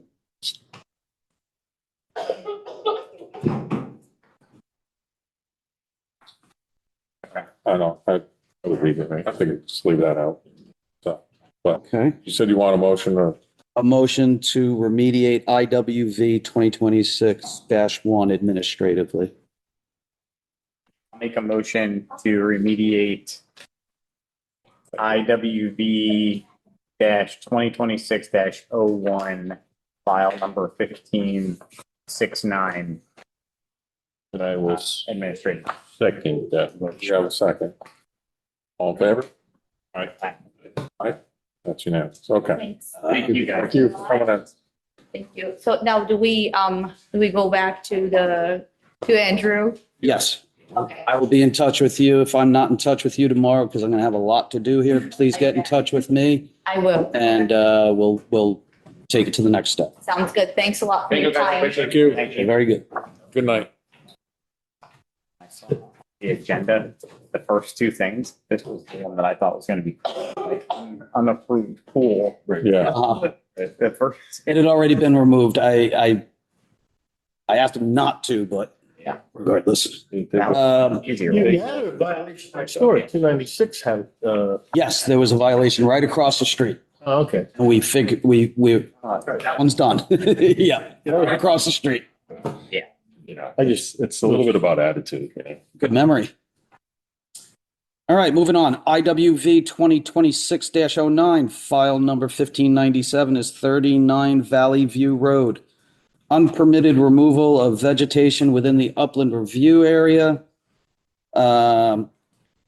So just to give you the background, the homeowner is here and she's been very patiently waiting. Sorry for that. But just let me give you a background. A formal complaint was received on 3/15 of 26. alleging that removal of vegetation on 39 Valley View Road, removing that vegetation created a water problem on the neighbor's property. I sent out a request for a site inspection, and that inspection was done on 3/26 of 26. And that inspection revealed possible removal of 3 shrubs in potential wetlands. On 4/27, a request for voluntary compliance was issued due to the minor nature of the violation. It was a very minor thing. So I sent out a request for voluntary compliance. You could see it in your packets here, where I was really just asking for 3 shrubs to be replaced in what is more than likely a wetland area. There had been multiple attempts to get the owners to come to the office to explain the reason why there are regulations and educate them on what is permitted, the processes involved with getting permits. Lack of attention to the issue led to a notice of violation. So then I went ahead and I issued a violation because I wasn't getting anywhere with conversations. So I issued a violation on 6/17 requesting the attendance of them at the meeting tonight. It should be noted here that there has been communication, both phone calls and emails. So it's not that they ignored everything, but I just wasn't getting anywhere with a resolution.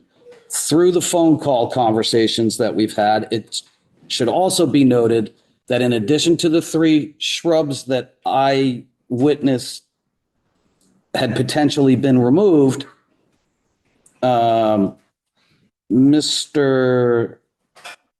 Kelly and Mr. Michael. Michael, the also homeowner, property owner? Okay. The other resident informed me that there were 2 trees that were removed instead, and not just the 3 shrubs. So my next approach was in these emails was, in addition to the 3 shrubs, now you have to plant 2 trees. So it was such a minor violation or such a minor thing that I wanted to handle it administrative with voluntary compliance. Michael, the other resident at the property, was unaware of what regulations are and why we have them. And it was really more or less arguing back and forth as to why I can't just do whatever I want on my property. My husband is, I'm glad he's not here today. Okay, so where are we at right now? Where are we at right now is I issued a violation because I needed some response. So he's here now to answer to it. Really, the backyard has potential wetlands, okay? Not healthy, viable wetlands that our mission here is to protect, okay? It is more or less a rain garden. All these properties roll down to their property, and there is a divot. There's a large rain garden that holds water. My fear is that without bringing the homeowner here and addressing the concerns of the commission and our mission of protecting wetlands, is that, like they said, I can do whatever I want on my property. So I want them to know what they are allowed and what they are not allowed to do. And I wasn't getting anywhere with getting them here to educate them on why we do what we do. And at this point, you're requesting. I'm really just requesting to compensate for what they took down. Right. 2 native trees, 3 native shrubs, planted on the wood's edge. What size trees are we talking? 2-inch caliper trees. So, not huge. Right. 2 trees, 3 bushes. Okay. Right. And that would resolve it. But more than that, it's the homeowners need to know that they cannot just do whatever they want. Right. Okay. If they want to maintain one of the things was it's very wild and weedy because of this rain garden. So they want to maintain that. Go in, weed whip it every so often. I have no problem issuing an as of right for the maintenance of that. But without them coming here, I was getting nowhere with explaining this. And there are wetlands, the woods that are in the backyard on the back right side. Those are potential wetlands, okay? Now, Michael didn't understand. How can you tell me I have a violation if you don't even know that those are wetlands there?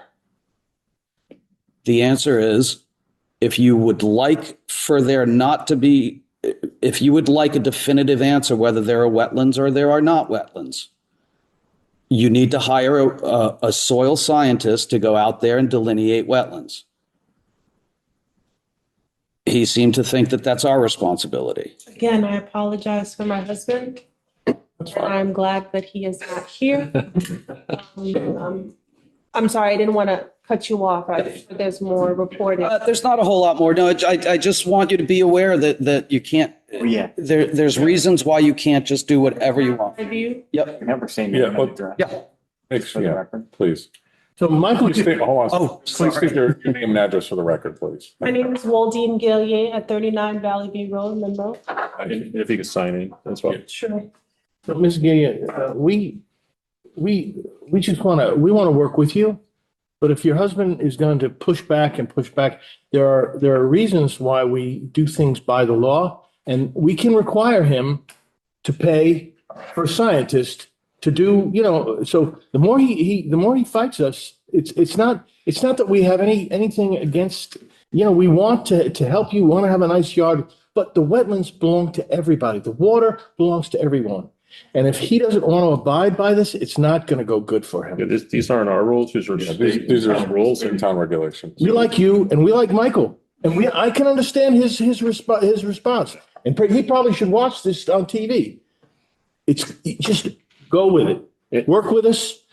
So where are we right now? So you understand what we're asking you to do as far as, replacing some of the shrubs and a couple of trees. So I'm happy to do that. And again, Mr. Broadbent, I really apologize. I have tried to communicate with you between, I don't want to make any excuses. Yep. But, life has been really tight for me right now. So I apologize for the miscommunication. I mean, I did try to email you and tried to call you a couple of times, and it just kind of ships in the night. Yes, my husband, we are city people. We came from New York. I don't know if that gives us a little bit of grace. We don't, no. I'm from New York. You don't get anything from I've been me. here for a long time. Forget about it. Okay? Tell Michael, forget about it. Okay, all right, I hear the Brooklyn in you. Actually, we've been here for 4 years, and we honestly did not try to do anything wrong to anybody. And I gathered it was our neighbor downstairs that probably complained, because I have seen her pump out her garage a few times, but that was, we get so much rain, and like you said, it all just pools down where we live. By removing vegetation, though, it's going to make it worse, Yes. right? So I could say I did go investigate because it was a formal complaint. No water courses were altered. The drainage pattern wasn't affected. So the complainant was informed that, yes, thank you for bringing that to our attention. But the problem is not, the problem in your basement has got nothing to do with the 3 shrubs that were removed uphill. right. Yeah. And We did address it. I think it's worth saying again, right, and maybe explain to your husband, the path that Andrew is providing you with the 3 shrubs and the 2-inch, that's a shorter, faster, least expensive path than trying to go get a soil scientist, right? So you probably don't want to fight that because. You don't want to. Not. So do we have any kind of formal plan other than what you No, mentioned? if the commission sees fit, I will put together a remediation plan, much like these other remediation plans, showing where the trees go, where the shrubs go, issue them a remediation plan. Now, the remediation plan, administratively, there is a fee because there has to be a deep fee associated with that, so I do have to record with. That's fine. So there will be $160 application fee and a $60 deep fee. Much less expensive, by the way, than going and getting a soil scientist, much. And can we just, The voluntary compliance would have cost nothing. yeah, well, we're where we're at now. It's Okay. the next level. Let's not go up to the next level. Yeah. So All right. to put a time frame on that though, Oh, absolutely. September 30th. Oh, that's a little, I don't know. You think, you really want it done this fall, huh? Fiscal August 1st. Yeah. Right. That's what I'm saying. That's why it's, Is How about November 1st? no, that's fine. that gives them the fall. Okay. I am just going to venture to guess your plantings are going to probably cost you $600 or $700. Is that something that you can absorb and get done In addition to the fees, Yes. in addition to the $160 fee? that's what I have to do. It's I tough. just want to make sure it's doable for you. Time I and do have a cost. question for you though, because ever Yep. since we were notified about this, we've kind of let things, it flourishes a lot where we are. And I sent you some pictures. There was a lot of new growth, so I don't know if the shrubs have already grown back. Would you be able to look at that to see if I still need to do The 3 shrubs? Yes. I would look at that, and if they've been rejuvenated, Yeah, everything's. I would be okay with that, if you would be okay with that. Take a look at it, see where we're at. Yeah. If they're resprouting, I don't need you to plant 3 new shrubs. I We'll, emailed you, I emailed you while I was sitting here, a Dropbox of. Okay. The, I'll do a site inspection. okay, all right. All right. Do it when I'm here and not when my husband. That would be wonderful. Come I on. would appreciate that. I work 8:30 to 4:30. Okay, I'm usually here on Fridays. I have. Friday, I could do up until 1:30. Okay. Okay. All right, I will be in touch with you. Please respond to my emails. Thank you, I will. So a motion to remediate, We haven't made a motion yet. Do you want? no, but we're going to need one. What do you want, a motion to remediate with administrative? Administratively. I'll make a motion to remediate IWV 2026-09 file number 1597 administrative. We have a motion. We have a second. A second. We got a second. All in favor? Aye. All right. Thank you. Thank you. For communicating, for coming. And we will be in touch. Thanks for your patience as well. I look forward to hearing back from you. Thank you. Thank you. Okay, and moving on to IWV 2026-10, file number 1603 is 83 Purdy Hill Road. Unpermitted removal of vegetation within a regulated area. A drive-by the property in early June revealed what potentially is a man-made drainage swale that had been cleared of all vegetation, leaving bare exposed soil. An inspection and further research was done. It was my determination that this is an intermittent watercourse, which is subject to our town's wetland regulations. The initial approach was to issue a voluntary compliance to remediate the disturbance. The conversations were not leading in a direction that would bring this violation to a conclusion. Therefore, I issued a notice of violation on July 16th, 2026, with a request for the owner to attend tonight's meeting for direction from the commission for resolution to this matter. That would be, yes, 83 Purdy Hill, right? Yes.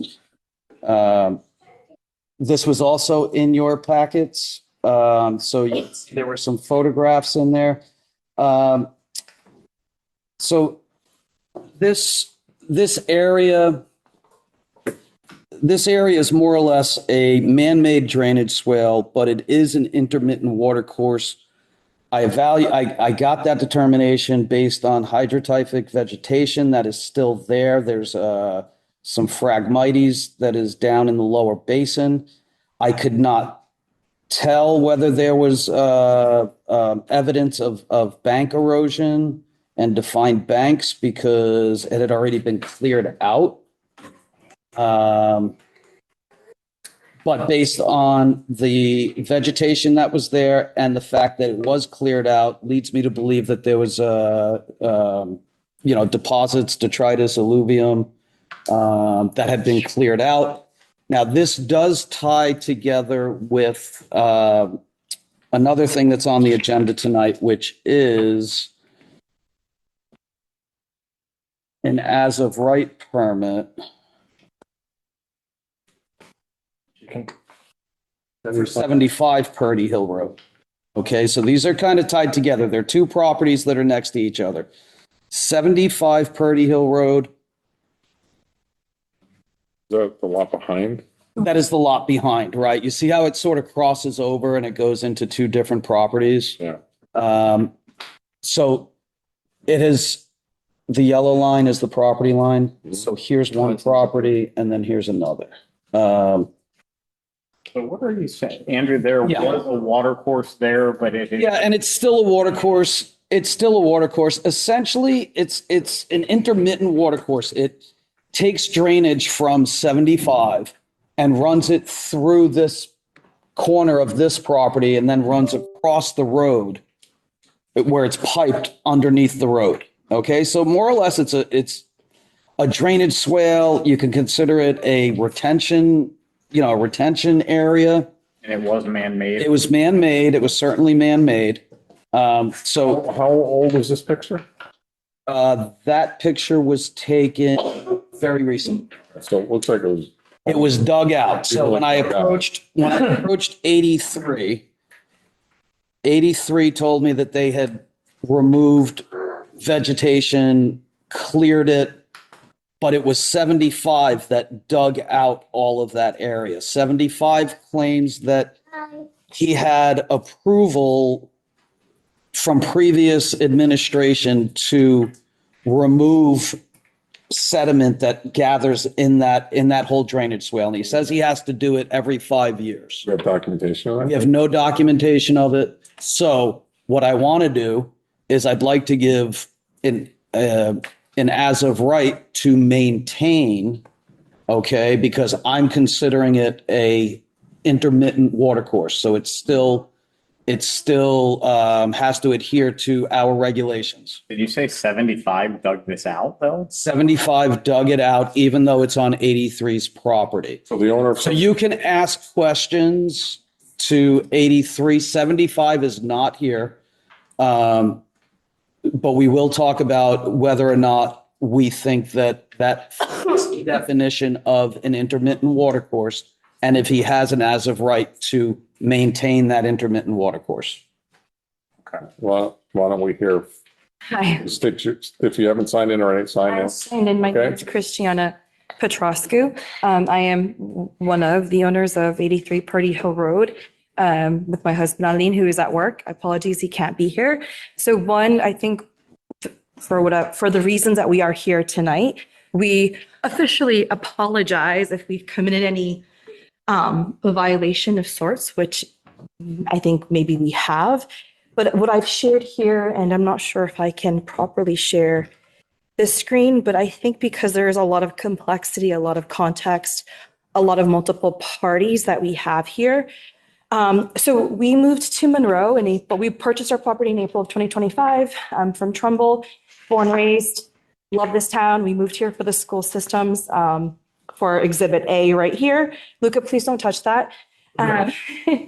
Luca, it's okay. He's fine. He's fine. So we purchased the property and we began assessing essentially the condition of the land and the surrounding landscape.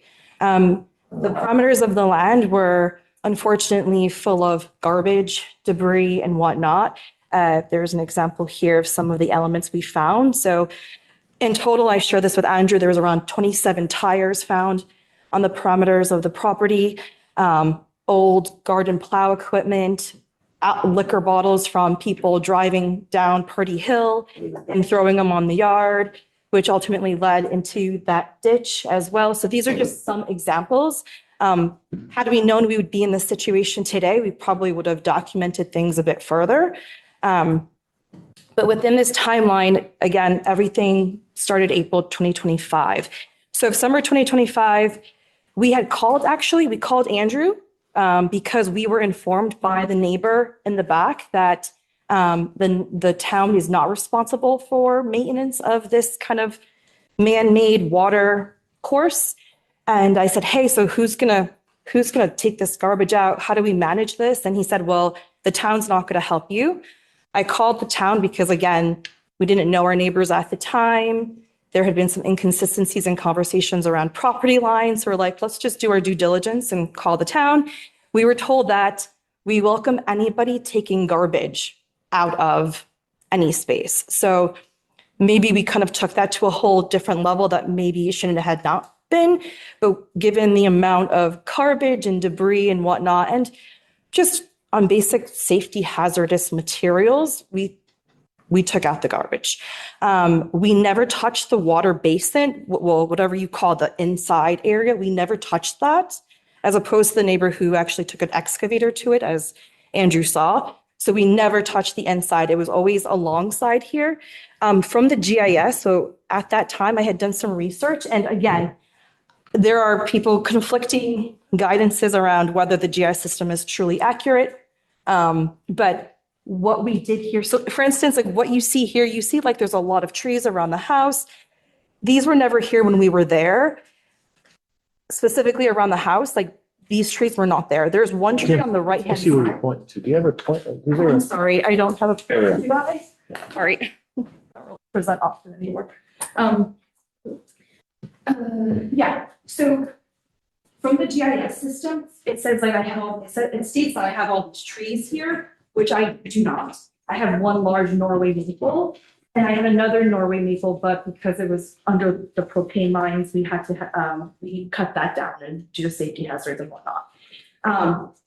This is the water course in question, the man-made water course, which is just the water collecting from the street, the water runoff and the whatever's behind 75 here. This is where we took some of the garbage, so broken glass, and we found an oven, a couple of satellite dishes. I think from the emails I shared with Andrew. How much is a water flow when it is? Well, I don't really know, but as of yesterday's storm, we noticed it filled fairly quickly from the street because the water in the back here pooled all around our neighbor's driveway.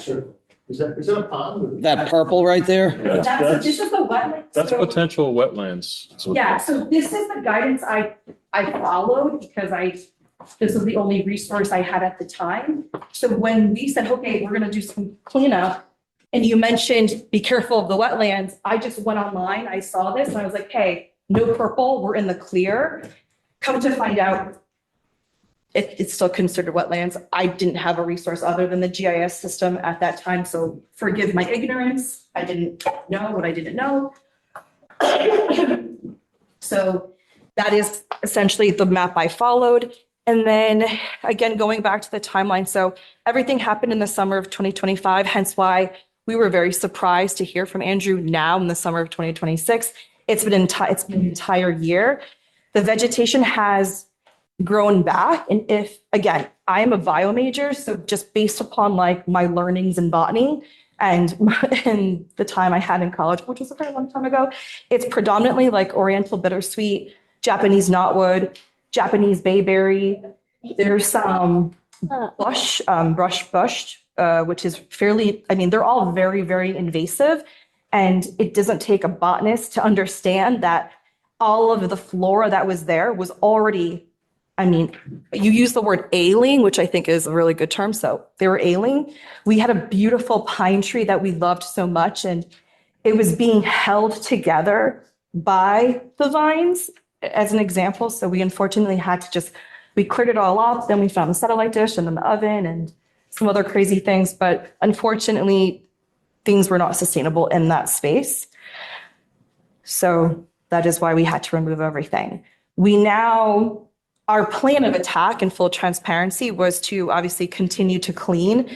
I shared with Andrew last week, like, hey, we continue to find broken glass. We found an oven grate the other day, and it's not just us digging for this stuff, because Yeah. as you know, My house is the same. It just comes up every spring. it's coming up, and we're like, what is this metal? And it's like, oh my God, this is an oven grate. It's So gonna keep happening, by the way. yeah, it's very stressful. Yeah. And I told Andrew, and it was a very stressful conversation because he's like, don't touch it. So it's just not a comforting situation to be in. But again, like our intentions are very pure here. We are not looking to destroy. We are not looking to build a pool, a patio. Like, we just wanted to clear the garbage. And the tires, we were told by our neighbor, oh, just leave the tires. Who cares? Like, no, I can't. Like, that's not right. I have a 4-year-old who plays in the dirt. You see how wild of a man he is just in this hour and a half, 2 hours again.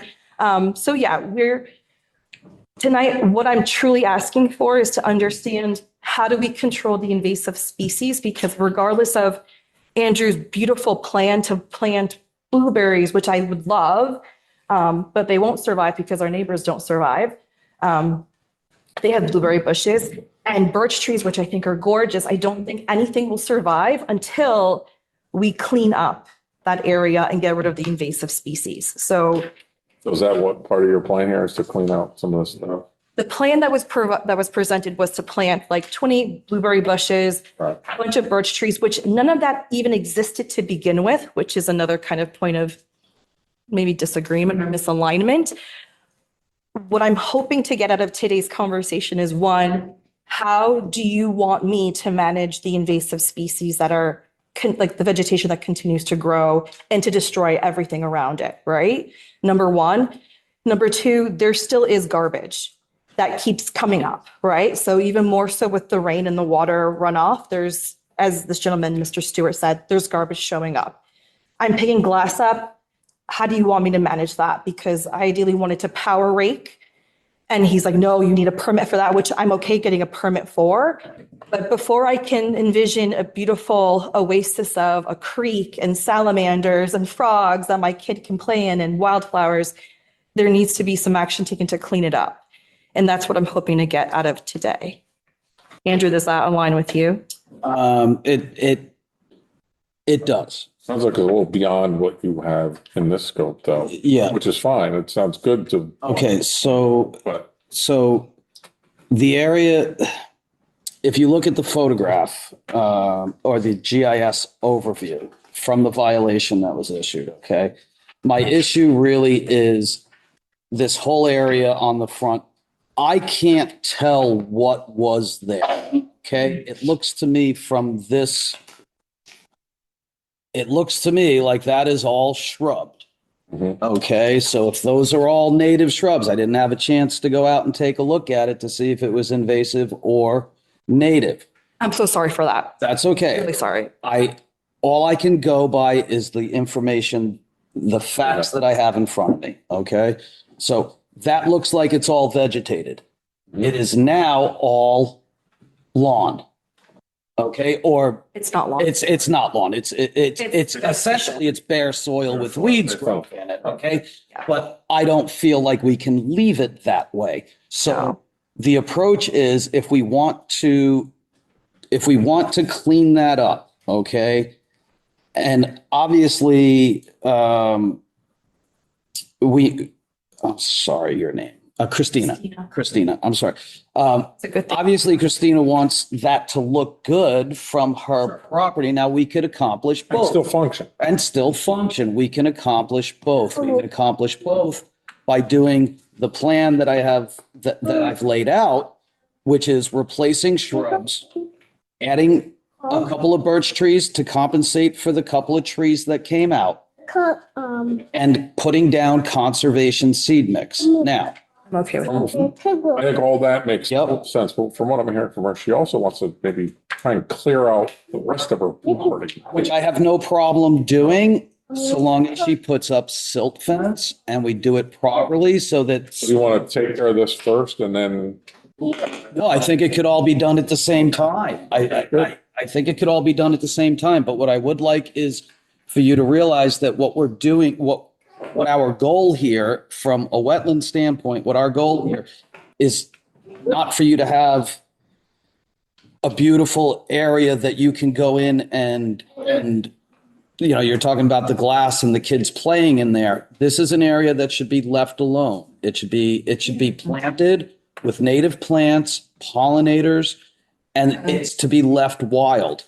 You can have an as of right permit to maintain the lawn within the upland review area. Right. Okay, and we can document that. And the as of right would be also to keep that swale clear of sediment so that it continues to flow and help both 75, 83 and Purdy Hill Road, so that we have continual flow through there.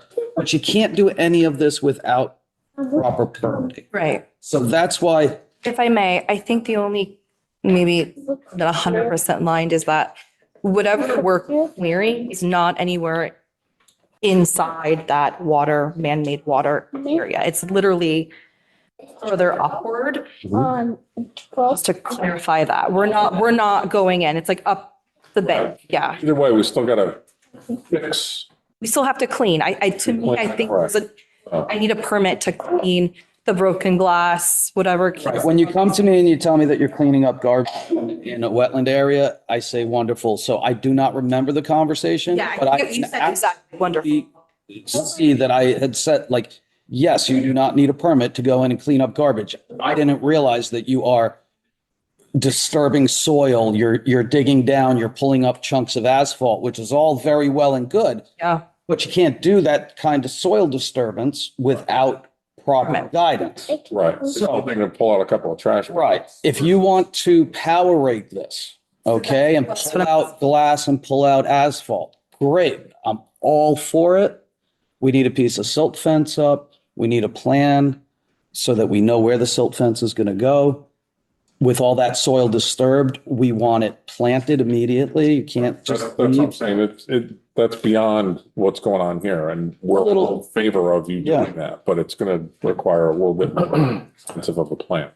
Yeah, so we have a landscaper that we've identified who's local to the Monroe Shelton area, who's been wonderful and very conscientious of kind of these challenges and guardrails. And number two, I'm assuming he absolutely is knowledgeable. He's been around for plus 30 years, so he has the expertise to put up whatever silk. I'm not sure, is it silk or silt? Fence. So nothing falls in. Yeah, I think that's completely fine. I think step one is let's get the permit to power rake if we can, what we can do to do that. It's just to clean that up. And then step two is to plant or to add the conservation soil, which you said is already integrated with wildflower seeds and all that fun stuff. And just a point of clarification, we're not looking to create like an entertainment zone for our kid, right? Like that's not the intention. It's just like you and I when we were growing up playing with frogs and rocks in the back stream, right? Like just want it to be safe. Okay, we're not trying to create so if you want to come together with your own remediation plan and how you want to do that, we can take a look at it. Yeah. One thing I just want to be clear is we can't have you come in, power rake the whole thing, leave bare soil, and do planting later. It's giving invasives an opportunity to get their foothold in there, and it's going to be a fail on your part. It's going to be a fail on our part. Okay. Fair. So when all that soil gets tilled over, You gotta do it you right. need to immediately, get your seed in there, get your plants in there, and let the plants take over. You want the planting of the shrubs and the soil at the same time? Yeah. Yeah. You're taking care of that whole area and it's a one and done. And then the maintenance will be, we can talk about an as of right for the maintenance of that. Correct. So what is your recommendation? So I have here for like the short-term intentions, obviously was remove, not sure if you can see this, but remove years of accumulated garbage and environmental hazards, improve safety for our family. And then the long-term vision we had was to restore the area with wildflowers, mitigate invasive vegetation, seeking commission guidance. So again, the question is, how do you want us to manage the mitigation plan for the invasives, because I don't think we should be spraying weed control anything near that water course. And I don't think we should be touching it any further. But what is That's your a- recommendation? Probably a conversation you should have with your professional. professional. Yeah, I mean, you have invasives to eradicate. That should all be done by hand. That's done at the same time that you're tilling everything and you're removing all of your garbage. So it's really a one-step process. It's not a multiple step process. You know, it's not a multiple step process. You go in, Yeah. you remove the invasives, you're turning over the soil, you're pulling out the plants by their roots. Now you've got bare soil. You have to stabilize that soil. You can't just leave it for 6 or 9 months because now all weed seeds blow in and they're invasives. We learned that in the area that was, I don't think there's a long term and a short term. I think there's a time that you need to attack this project. I think that's my only concern is I don't know if we can do all of this by September. What's the, that's what I was thinking too, like, what's the square footage or the length that may be in here, but Oh, an area where I'm gonna say, 0.3 acres, I would say it's probably, but the area that we're talking about, I'm gonna say it's probably a little over 100 feet. So it's probably 120, 140 feet long. It varies from 30 feet to 15 feet. wide? Oh, Yeah, wide. oh, it's a big, Curiosity, Andrew. Yeah. The enforcement is from clearing vegetation, right? And these are the only pictures, these are the pictures we have, and this is the water course. So that is the water course. Right. Yep. How much, just for my own clarification. Yep. How much of that could have been done if there was machinery in there clearing from 75? How much of that removal could have been a okay, part so- of that as opposed to something done? So in both of these photographs right here, Yeah. you could see that what was necessary for clearing is the bottom of the basin, Right, all the way along. right. But the question I have more specifically is if machinery was in there. not from 83 Pretty Hill, no. Not, Oh, no, yeah, understood. but a machine was in there, yes. Was a machine involved in the remove? So like, Yes. look here, this embankment. Yes. Any of this impacted by the machinery as opposed to removal of vegetation manually Okay, so, by the 83 property? Do you know okay, what so I'm not Two, sure I they're follow. two different locations, sir. They're- Right, And one, so our neighbor, that embankment was done by an excavator, heavy machinery. Wow, what we did was by hand. right. That's what I'm wondering. How much of this cleared space over here to the side Was not done was by that. manually done as opposed to perhaps being impacted by an excavator going through? It would honestly just be guesswork on my end. Yeah. No, We did from not- what I can tell is a machine came in and dug out the basin, the bottom of the basin, removing sediment from the bottom of the basin, and that material was thrown up onto the banks, creating more loose material. But again, you have some issues with their neighbor because apparently they're on our property in some instances, but that's not part of the discussion. But in support of our neighbor and his willingness of trying to make it right, when we did move in day one, we did inquire about the maintenance, and he said that the town did not support. So he has been managing himself because he owned both his lot and our lot, and he was responsible for obviously building his home in the back lot. That helps. I don't know, but I think if someone does not excavate through or clean through, the vegetation will grow and it'll just clog. I feel like things will just get clogged. And I know the garbage would eventually just fallen over, eventually trailed down, and it would have been a bigger mess and a bigger situation. It was nice yesterday because the heavy rains, it filled right up, but then it just was immediately absorbed by the land. And I think that's the right thing, right? There's nothing blocking it. Yeah. If that helps. That drain at the road, that there's a drain at the road. Yes, there's a sewer. I think it's on the other side of Pretty Hill. So that's at the 85 section, that's by your, That's, yeah, across the street. That comes right under the street from what I understand. I don't know, Andrew, what you found in your research.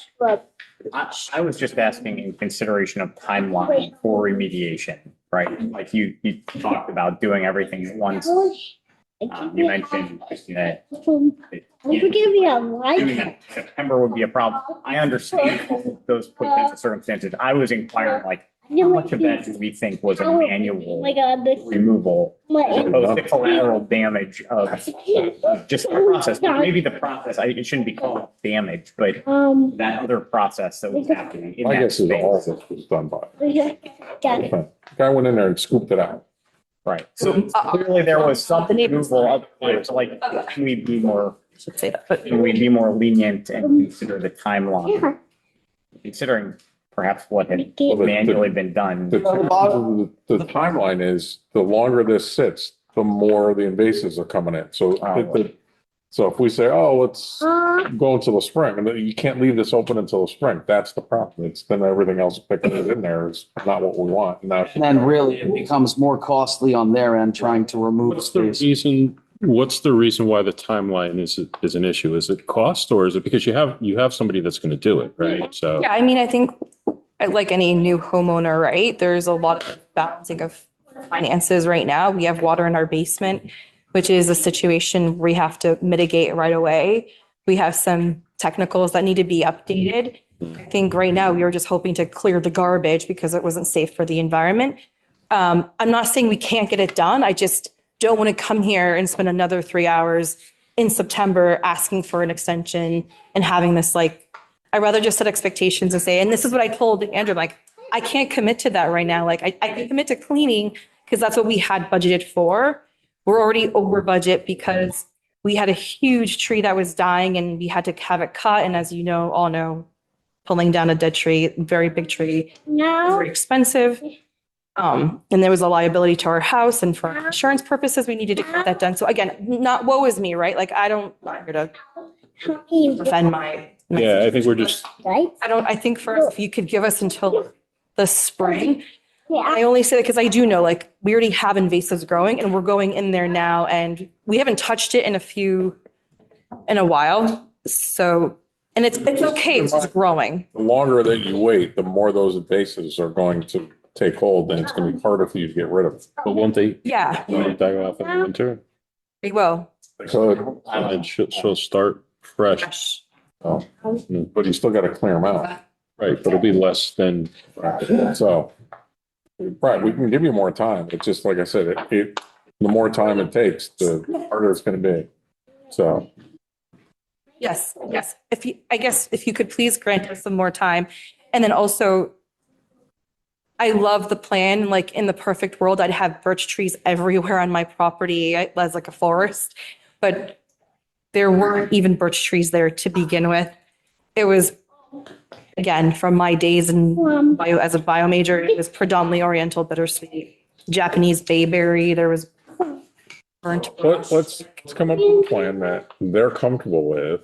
And if it takes a little longer and it's a little bit more difficult for them, it's on them. But that still solves the challenge. Okay, so that is a remediation plan administratively, or do you want to see it? I'm okay with it administratively. This seems. but what about Mark? What does that mean? As administrator? Administratively means it's a plan that you'll put together and I'll approve.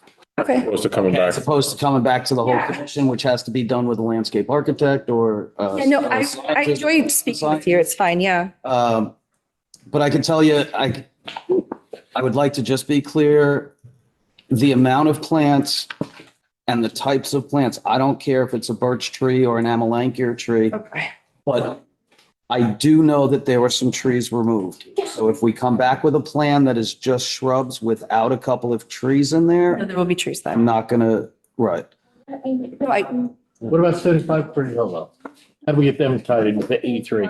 Okay, We'll get, we'll get, Yeah. we'll get to that later in the agenda. I'm addressing 75 as well.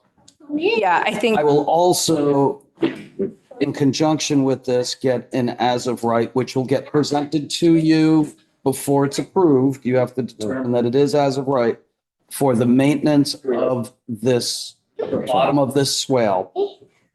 Because it is something that 75 has been telling me has to be done every 5 years. So there's sediment coming from somewhere. And if we can define this as an intermittent water course, then she needs a permit, and it can be an as of right based on permits. That's fine. Okay, so you're also going to need an as of right permit. There is no fee for that. Nope. We'll need an as of right permit for you to maintain your portion of that swale. Yeah. Okay? Yes. Okay. So that'll just be part of it. Right. And then do I have, so then that would just avoid me coming every single time I want to like cut some of the invasives out, right? Maintenance, yes. So Okay. you need to do some pruning. You have an as of right to do some pruning. Okay, but that doesn't mean manicuring. That's not what you would want anyway. Yeah, we don't want that. In regards to the, into the line, so is it based on your expertise and the maps that you saw from the town hall here, you're saying where he excavated is actually indeed my property? Okay, so as far as the property line goes, again, it's not. I'm just curious about your perspective. It's just not definitive. You had the property surveyed. I did. That is 100% accurate. What I have here is an approximation. May I, Luca, can you please come here now? Thank you.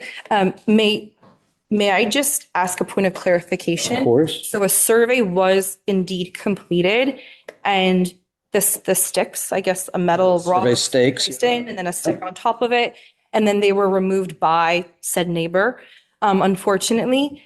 And it was very much into his property. So if we were to have a discussion on lines, right? Because we wanted to put a fence up eventually.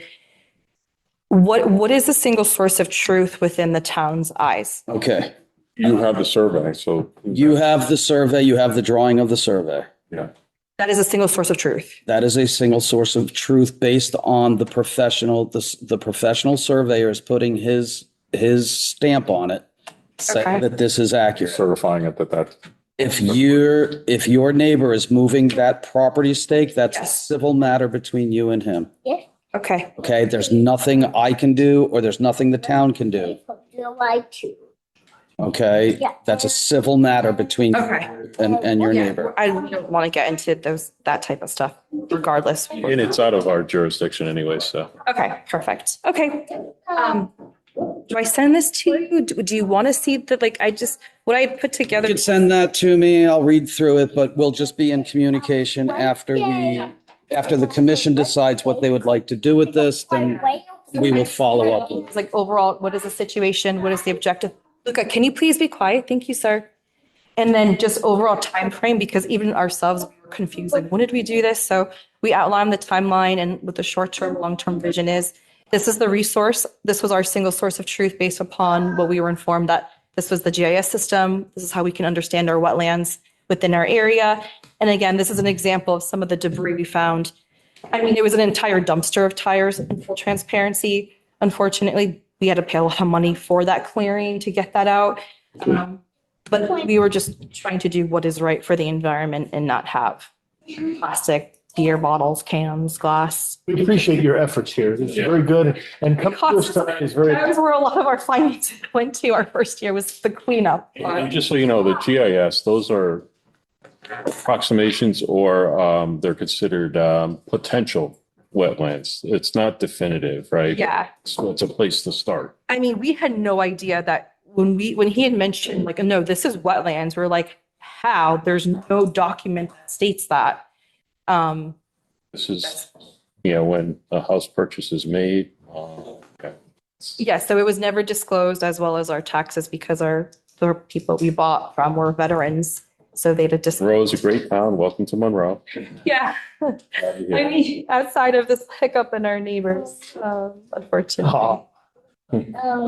Yeah, it's okay. So work with Andrew and Yeah. we'll get you Okay. moving forward here. Awesome. You live. Do I pay a violation fee? Oh, we talked about, Yeah, I just wanted to confirm because I heard the. talked about that already. You don't need a lawyer present. We're not giving. I had a therapy Not session giving you a before fine. talking to you guys tonight by Andrew yesterday because I thought I was going into the.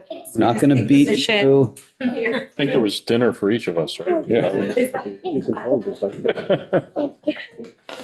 So He's kidding. He's how would you, Kidding, just kidding. Yeah. how would you like to, how would you like to proceed? You need a motion for us to, okay. So we need a motion to Mediate administratively. mediate administratively with everything that we discussed. So, I will make a motion to remediate the enforcement package IWV 2026 10 file 1603 administrative. we have a second. Second. All in favor? Rick is a second and it is unanimous. You guys, Oh, appreciate your support. And again, I apologize for all that I did wrong. We were just hoping to clean up. and may we take a recess? Yes, Yeah. please. Take a 5-minute recess. Bathroom break. I was up at 4:30 today. Thank you so much. You want to Pause? You gotta take exhibit A with you. Exhibit A, let's go. It's past your bedtime. He was great. He was great. He was fine. Come on. I don't know if I pause it. I'm not gonna pause it. And we are back. All right. Back in session. Okay. Moving on down to permitted use as of right. Okay, permitted use as of right. The first item on the agenda is, But what do we do with the other neighbor? I'm sorry, you said you were gonna get. we're getting to it. It's an as of right permit. Okay, sorry. Okay. It's there. So IPU 26-6, file number 1595 is 197 Cottage Street. This is to install a drainage swale, removal of 2 dead trees, and maintenance of existing lawn within an upland review area. This was in your packets. It had some pictures with it. This property, we discussed at our last meeting under voluntary compliance, okay? I issued a voluntary compliance because there were piles of brush that were stockpiled up against that water course on the side of the property. So that was the voluntary compliance, was to remove those piles of brush, and this as of right permit is to memorialize the drainage swale, removal of the 2 dead trees, and the maintenance of the existing lawn. So essentially mowing the lawn within the upland review area right next to that is what this as of right permit. So it memorializes it, so she doesn't have any issues. We had talked about this at the last one, but I put the paperwork together and now we need to motion it or vote upon it. With the motion or just vote? A motion to accept, a motion to approve IPU. Do we have a motion to approve IPU 26-6? I make a motion to approve IPU 26-6, file number 1595, 197 Cottage Street. We have a motion to approve. Do we have a second? Second. You have a second? All in favor? Aye. Aye. Okay. Next. Okay, IPU 26-7 is 1599 Webb Circle /480 Barnhill Road. Removal of approximately 40 mature white pine trees, 40 to 50 white pine trees, and replaced with a pollinator meadow. Aquarian Water Company has submitted the following request to remove approximately 40 mature white pine trees and replace with a pollinator meadow on the banks of a water course for the proper maintenance. I've included photos in your packets and the application. I went out, I visited the site, I saw why they want to take it out. If those trees do uproot, they're going to divert the water course. So it's already starting to lean. They are all leaning, they're all very top heavy. Yep. Can go away. Make them go away. And what do you want to make a motion to approve it? No, I'm sorry, when they remove it though, they just want to put in some, Meadow mix. They're not, I yep. see some undercutting there, don't I know? Or is there some problems? They have not been in that area, so if there's any undercutting, I'm not sure what you're looking I'm at. just wondering if that's gonna, if we're gonna create some problems there with, movement of the, you know. I'm not sure what, say it again. Take out the trees. Yep. The roots will remain for a couple of years, and I hope that will continue, that will. The stumps remain. They're not removing stumps yet. Right. Yep. I just didn't want to have any problems with the undercut of what I see here on the top photo. I just, shouldn't we put some other trees in their place, maybe? I don't know. You follow? I do follow. It might not be a problem. It might be that the roots of the existing trees are sufficient enough, but I just commenting on that undercut. Does it make sense to put shrubs in, or is that going to prevent them from being able to maintain it? That's not part of the application. If you would like, you can deny the application and require something. I think it's fine. The natural, other stuff's going to start to grow there. Yeah, honestly, I don't make problems and I think it's probably going to be sufficient taking out the trees because the root, as I sit, as it comes out of my mouth, I realize the roots are going to stay. Are going to stay and they're going to be somewhat of an anchor. So I got to trust the aquarium. Although, I trust you more if you'd had your eyes on it. I make a motion to approve IPU 26-7, file number 1599, Web Circle /480 Barn Hill Road. Motion to approve. Do we have a second? I'll second. He said it first. Ryan, Seconded it. Ryan, Half a second. sorry, Commissioner, oh my God. Zamory. Oh my God. And Commissioner Kelly. Gotcha. Swapped, places. And vote, All in favor? all in favor? Aye. Rick's half-hearted aye, but he said it. Half-hearted, but it's Unanimous. That's your bedtime too? That's unanimous, 6-0. Yeah. Okay. Seems really hard. IPU 26-8, file number 1600 is 75 Purdy Hill Road. Okay, so this is in conjunction with 83 Purdy Hill Road. Right. Maintenance of man-made drainage swale. This application is for the removal of sediment that accumulates within a man-made drainage swale that is tied to the violation at 83 Purdy Hill Road. The owner at 75 Purdy Hill claims that this needs to be performed every 5 years or so. And he's had verbal agreements in the past with past administration to perform such work. So I think this is probably fine for him, but he needs to explain to him, he can't just gouge the ground like he did. Like that's beyond me. Removing of sediment. Yeah. Also, what plan the erosion and sediment measures have you considered? And he says proprietary seed mixes. Will he be planting seed mixes along? So every time he hogs out the sediment, Yeah.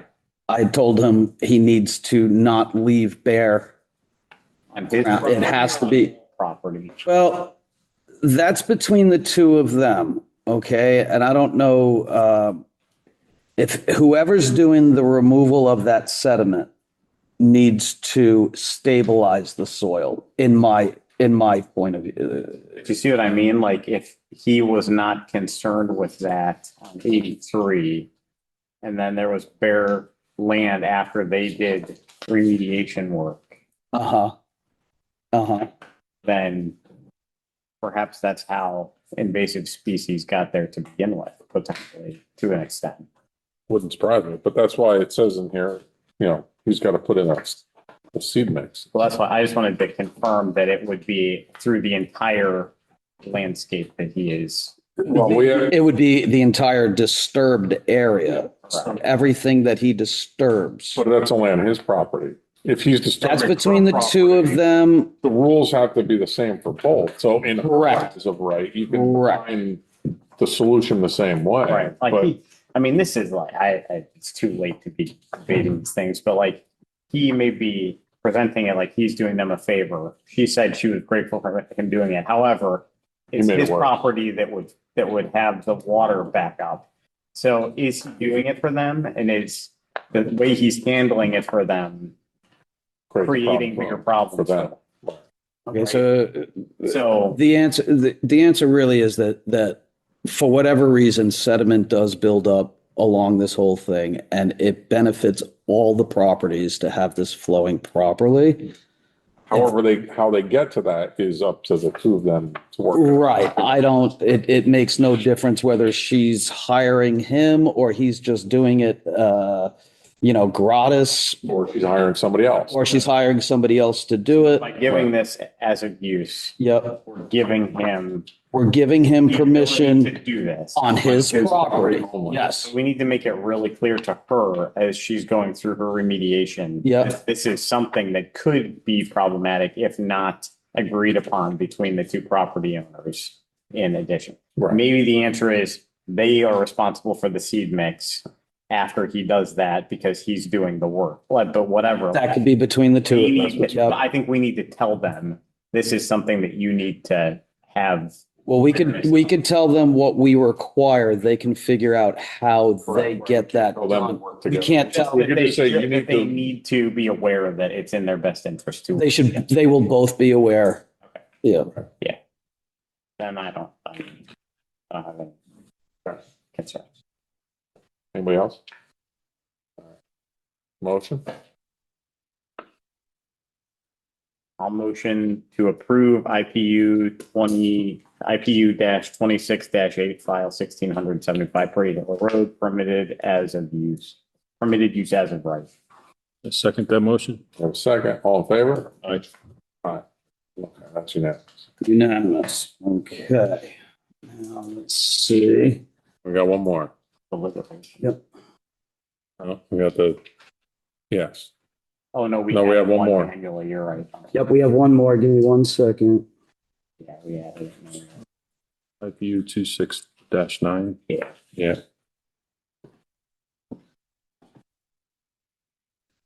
There's the 30-second update on this one. There's lots of pages.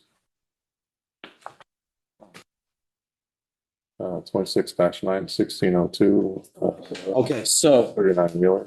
IPU 26-9, file number 1602 is 639 Wheeler Road, horse boarding operation. This application just came in yesterday, 7/21/26. It is before you requesting the existing horse farm to be designated as of right. They are also in the process of getting planning and zoning approval to operate as a business with a special exemption permit for boarding and training of horses. Attorney Brian McCann is online to answer any questions if you have any. Mr. McCann, are you able to speak? Yes, can you hear me? Yes. Thank you for your patience and sorry it's taken this long. No worries. We made it. You have all of the information on your desks tonight. I didn't have time to distribute it to you beforehand, but it is an existing horse farm, which is now being turned into a business. So it was previously it was operating just as a sort of hobby or from the homeowners, and the new owners are trying to turn it into a horse farm. Anyway, I'm sorry, Mr. McCann, you can take it. Sure. Thank you, Andrew. Good evening, commissioners. My name is Brian McCann. I'm from Zabel-Schellenberg. I represent Sarah Block, 639 Wheeler Avenue. This, as Andrew said, this is an existing horse farm property. But we are applying for Ms. Block is applying for a special exception permit with zoning to operate a horse boarding facility. So you're allowed, pursuant to the zoning regulations, you're allowed 2 horses for each acre of land that you own. She owns 9 acres. She's allowed 18 horses on her property. but she's not allowed as of right to board any horses that don't belong to her. So we are applying for, Ms. Block desires to do that, to board horses of others. The operation really will not change. I doubt that the wetlands care if it's a horse belonging to Ms. Block or a horse belonging to another. So the operation really won't change. The only two things that physically will change, and this was a late submission. I submitted to Andrew a revised survey from the Huntington Company just this afternoon. The two things that will change is there will be the zoning regulations require a manure management plan, and there will be installed a commercial dumpster. I don't know. Do you folks have this survey? No, I was not able to distribute that. Okay. But Can I share, Can I share my did- screen or no? You can share your screen. Okay. But it's not really necessary. I did review it. Review it, and there is a storage container, which is what's going to hold all of the horse manure. It is well outside of the upland review area, so it's really not in our purview. I should mention that there's no expansion being proposed here. There are wetlands. There are potential wetlands in the backyard. I did not get the soils delineated for that, nor do I think it's necessary, because the back of it, through the pictures that you see there and the topography, you can see that it drops off pretty severely. So on that slope is not going to be wetlands, where it says that there are potential wetlands on that slope. I don't think the topography will allow there to be wetlands. You can see the wetlands are down in the lower area where it's flatter. Which, if that is the case, and I can assume that that is the case, that the existing stables are well outside the 100-foot upland review area. How many horses currently reside on premise? There are 11. 11. What is the max number? 18. 18.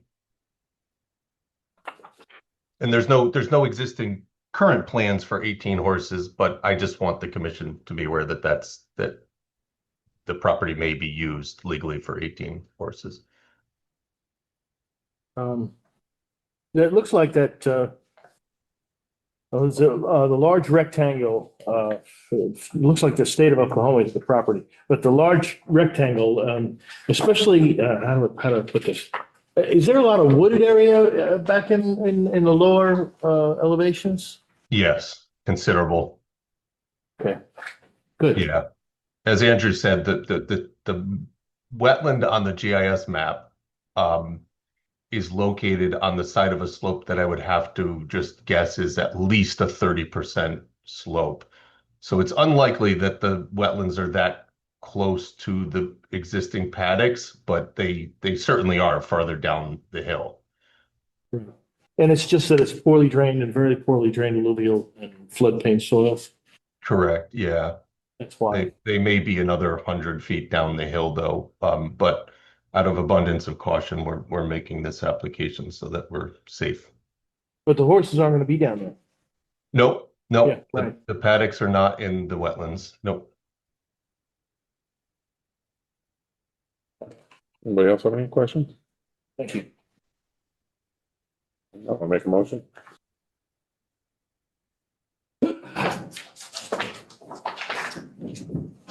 I will make a motion to approve IPU 26-9-1602. Permitted use as of right. We have a motion to approve. Do we have a second? Somebody speak up. I will. Thank you. We have a second. All in favor? Aye. Aye. That's unanimous. Okay. Okay, thank you all. Have a Thank good you. evening. Thank you.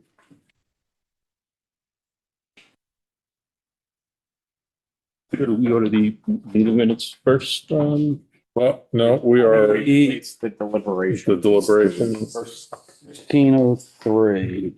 So we can open our deliberation.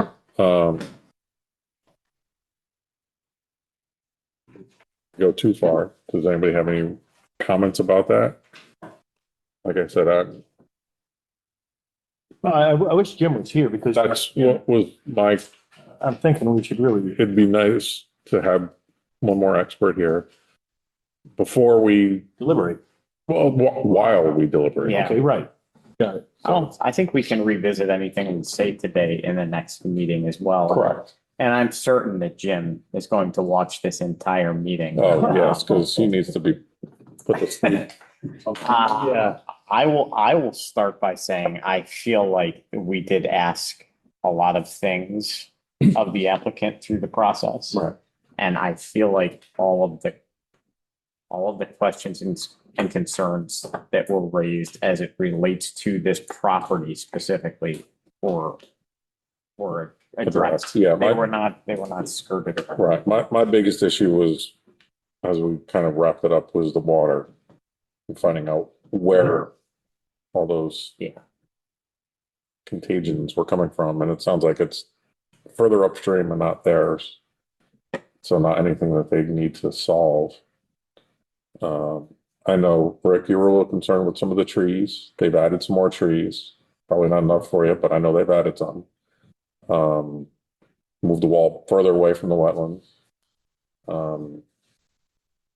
But again, Appease the Wiley's concerns around the barrier on the road. and the communication of the the construction of the road itself or the repair of the road.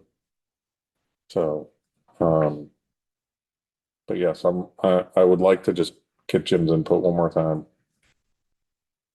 Unless you guys would rather not. No, not what? No, I don't think we don't need to vote tonight. That's fine. So I'm just asking. Yeah, I don't think we should vote tonight either, but I do appreciate a lot about this application. We spent a lot of time on it. I do appreciate who the applicant is. I know who the applicant is, how important that person, that business is to the town. I also now know that there's a violation that's been outstanding, so that doesn't bode well. But we have to be fair and put things aside and take a look at what's going on here. So one of the things, no, go ahead. What I see is that, it's an important place. This halfway river, the house is by Zarnetsky across the stream, by halfway river, both houses were deemed unlivable because of the terrible storm we had. This area gets pummeled, and it's it's where everything leads to. So I want to be protective about this area, and the thought of storing heavy equipment and construction materials in the upper review area, it doesn't thrill me. The fact that it's only 37 feet away and that there's a 20-foot wall really doesn't thrill me. That our state agency did not, the letter from that we had didn't say, hey, all things considered, it's not such a good idea to put this in a riparian corridor like this. What gets me though is that we really didn't get a business case that relayed, said, that I could get 50% more business, or I've got another partner coming into town and I need this, or I need 19 spaces, or I don't know how many spaces they got here, but they need all these parking spaces and they need all this extra area, because when I went for the site review, I saw that they were already storing materials and equipment in that easement area. Now it's not paved, it's all gravelly, but they're storing stuff. So then what's the deal? They want to put in a circular drive. And I get that the circular drive is handy, is nice to have. But I was walking my dog the other day and I went past the new dollar store on 25, and I saw this long reticulated trailer in there. And it's because it's a hammerhead design. You don't need to have a big circle to get there. Yes, a big circle will give you some time savings and slight efficiencies in loading or unloading the vehicle. But when I put that hammerhead in, the hammerhead has got to be 24 feet long, 60 feet wide, and another 30 feet for the other side of the head of the hammer. It's a very common way of turning trucks around. Every CDL driver knows how to do that. It's easy, repeatable, to maneuver. It's, it works. So I see a 120 foot by a 60 some odd foot circle that impinges on the halfway river. I wish it was smaller. I wish they'd had done something more creative. And I appreciate we hit it from all sides, but I'm just not real comfortable with it because of its location and because of the history of the property. I don't see that it's something that's really it's going to be nice. It's going to be a beautiful yard for them. And I can tell you that, working around my uncle's farm, I appreciate the room and the space and all. But I also know how, you asked about trucks and how many trucks are going to be able to need to this space. I also know that from my uncle's farm, we knew every truck by road. We knew about our trucks clearly. And I'm a kid. And I knew about, oh yeah, that's that's this truck, that's that truck, and the tractors as well. We knew our equipment. So I wish that there was more of a space between Halfway River, and I appreciate the trees, but it's not a one-to-one. They're taking out these significant 100-plus-year-old trees, and there's a number of them in that down area near the Halfway River that I wish that they were leaving. Some of them, but tonight we found out that they're you know what, it doesn't make a difference because we have to clear them all out. So that being said, I'm not convinced that this application, and I'm trying to be as fair as possible, and I've really thought a lot about this, but I'm not convinced that this is appropriate. And I wish that they would come in with a different design or something better. But they were very strong about the way that they presented that. Look, it's pretty much this and that. You've asked them on a few occasions, I need some more trees, and Right. they gave you some more. Well, they gave us none of the larger trees that I'm looking for. Well, And that's, they have three different plans. They did present, you asked them for different alternatives. right. And they did present different alternatives.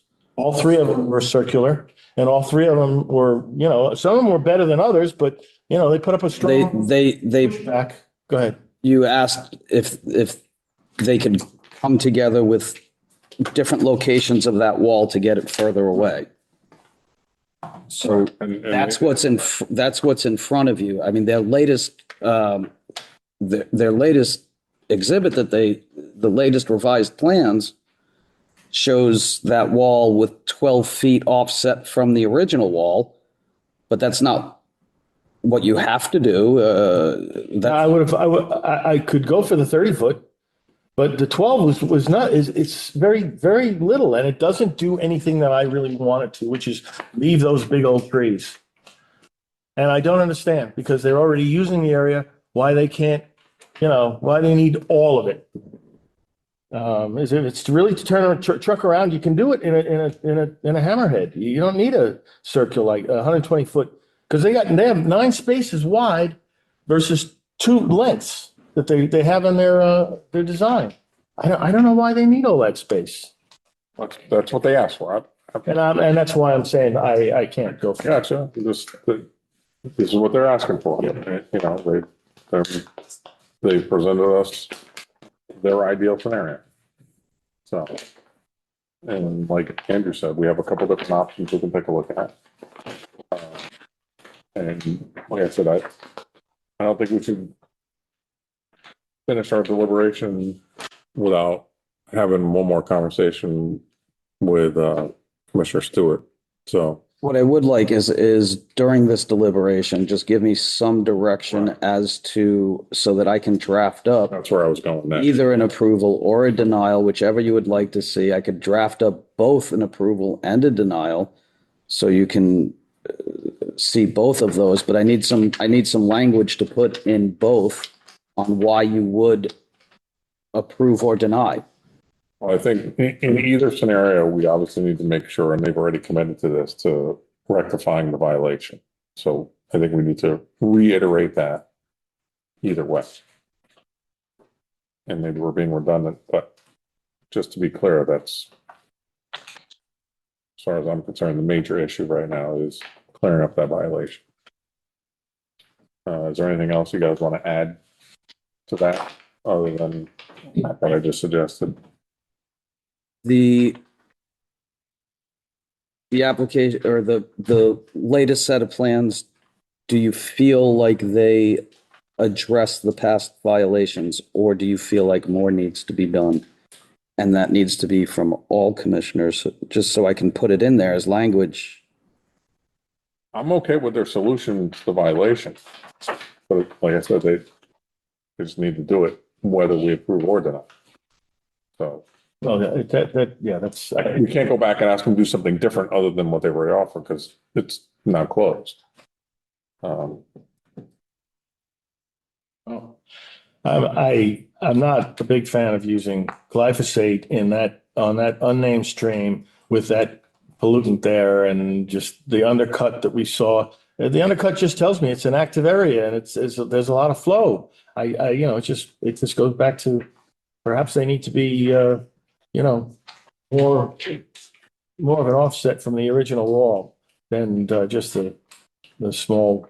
Well, I do remember they did go through the details on their plan for getting rid of those invasives. And yes, part of it did include spraying, but they did address, making sure they were spraying away from the stream, not towards it.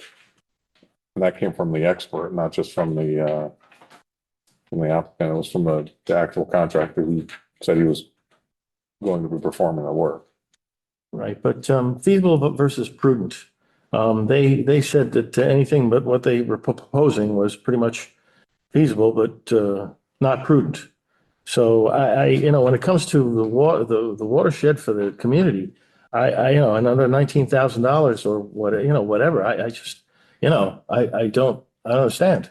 I think it was feasible and prudent to put it 30 feet off of the halfway river, a 30-foot offset from the original wall, the medium alternate B that they proposed. That's what I'd like to see. That's what I'd like to go for, or less. More of an offset. I want to save some of those trees, those big trees down by the river. I think it's a mistake to allow them to take all of those trees and then put in a 20-foot wall, 30 feet away, 37 feet away from the river itself. Okay. So if I can just comment on that, I think just in fairness to them, you have to be more prescriptive in terms of, you can't just say some, right? Like give them a number, right? Of trees. Okay. They've come back multiple times. I'll tell you my how I feel about this is I'm supportive of the business in the town. I appreciate them coming back multiple times. I have no problems with the offset or the height of the wall at this point. I think they've come back with modifications to it each time, and I'm satisfied with what they've come back with so far. So that's my viewpoint. You do realize that if there was more of an offset, that the wall would not be 20 feet long, but that it would shrink considerably. So leave it how leave it how it is. What is the benefit of the height of the wall being? Well, the height of the wall is just, you have an imposing wall and there's nothing, nothing's really going to grow next to that wall because it's the northern part of it. Is it the height of the wall?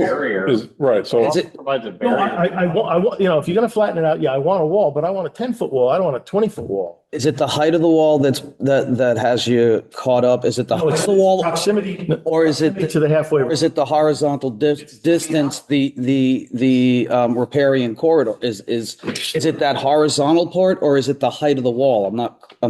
I'm concerned with the riparian corridor. I'm concerned about the area. The offset. Offset on both sides of the river. Obviously, the Newtown has said you can't do it anymore on this other side. You can't live here anymore.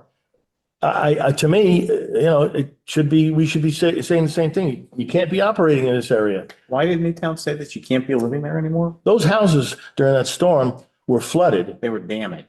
Yeah. Okay, well, they were condemned. If you talk to the folks in Newtown, they said that they're not habitable buildings anymore. Well, that's a different story than.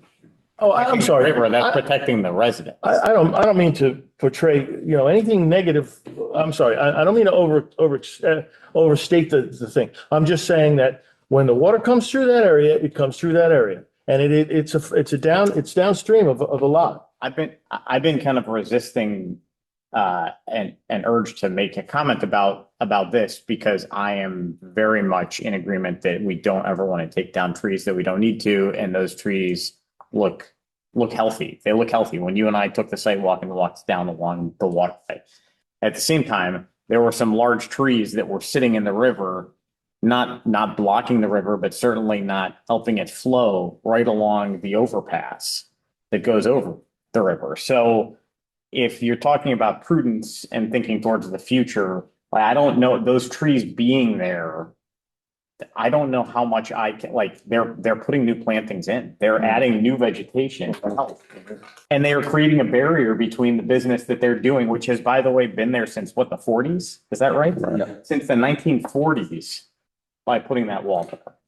So unless we're trying to prevent them from being able to operate in that space, because we don't think that their business should be operating near wetlands, then I feel very much like Commissioner Zammary. I think that they have addressed every question we've had.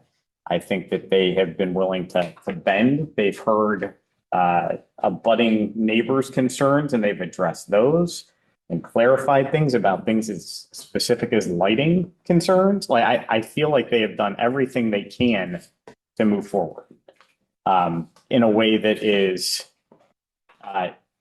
it is protecting the wetlands as much as it's able to without creating an issue for their business operation.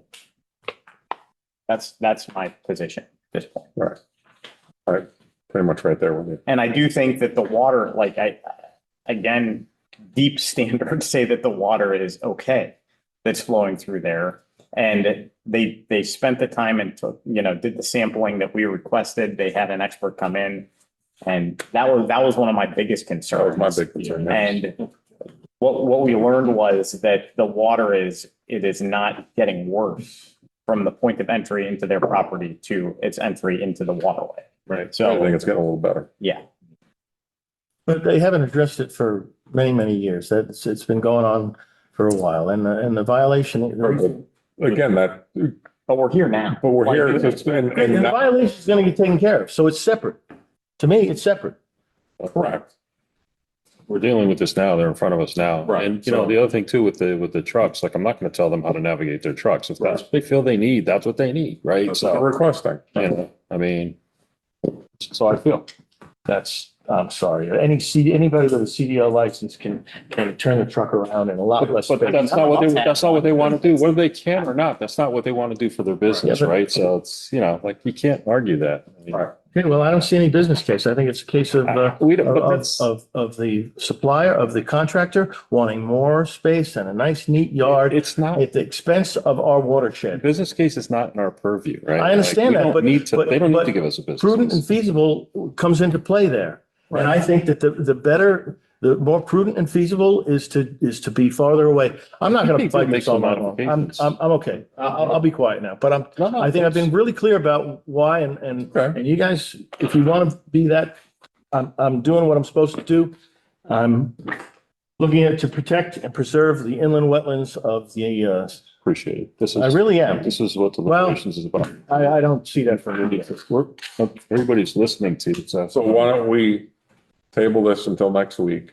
We'll finish this with one more commissioner here. And then we'll put it to a vote next week. Anything else to be said? No, I agree with what Mark and Ryan have said about the applicant. Oh, yeah, the applicant's great. There's no question. I want Monroe to thrive in Monroe, but I don't want it to affect, the next time there's a significant storm, I don't want it to have. All right, so we will table this until our next meeting. Are we not recording? No, we're recording. No, we're recording. Everything is fine. I think my battery on my laptop just died, which is too bad because I have pictures that I want to show you of our next thing that we want to talk about. Is there any of this that we can breeze through, or do you want to just finish this up? Let's just finish it up. I mean, everything else here is voting on minutes. I do want to talk about Gusky Pond, and that is something time sensitive, so I do want to address it anyway. So let's do the minutes. Yeah, so I breezed through them. I actually reviewed the recording as well, so I don't have anything additional. Does anybody else have anything additional? The minutes before we vote them in, or? I did not have any concern. I do not. If not, you're good. Yeah. I don't propose that we build a chat bot that reviews the minutes. And this for us. We're gonna build an AI agent to do that. Yeah. Did we vote? I'm sorry, I missed all of that. Did not vote. All good with it? Did we vote or no? Not yet. Sorry. We want to make a motion to approve these? I make a motion to approve the regular meeting minutes from June 10th, 2026. Motion to approve the meeting. I'll second that motion. Second, all in favor? Aye. It was unanimous. Yeah, he's abstaining because he wasn't here for it. Yeah.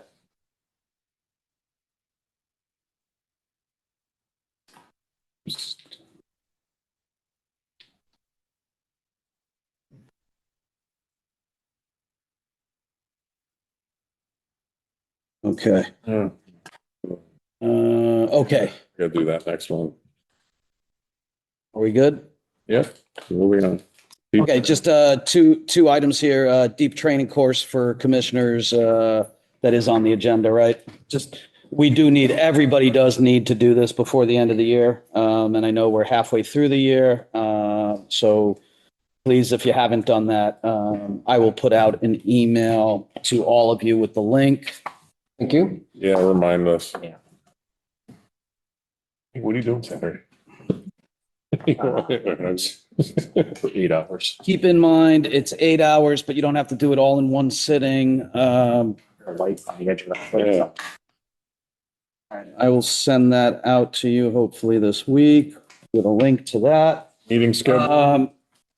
What's that? You said next is your scheduled meeting for the 26th? And just a reminder that we only have one meeting in August, and it's on the 26th. So Okay. just, All right, and then we're back to 2 a month. right. And then going on to, you got Gusky Pond and then Huntingtown Road. Okay, so Gusky Pond, we had done a repair on the dam with the storm that we had just the other night. The dam gave way. It was really more the water got to a level where it went around the repair of the dam and undermined the dam, and the whole dam gave through.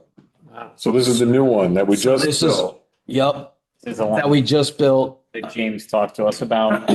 Yes. Down there.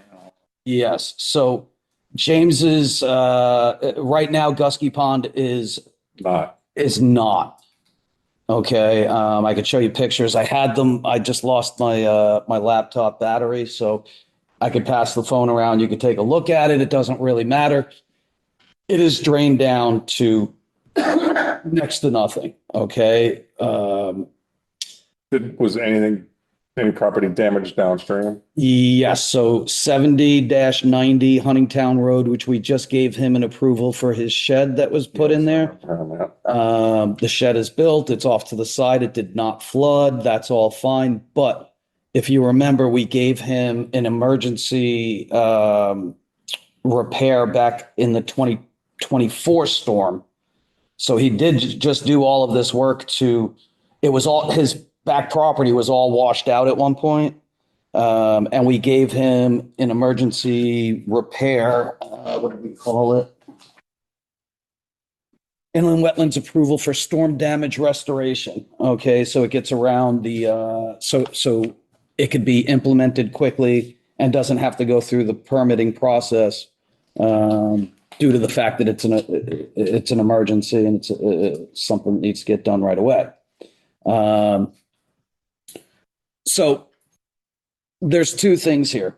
First off, James is in touch with Deep to find out what we need to do in order to bring this, what we need to do, some direction on Gusky Pond. Oh, what went wrong?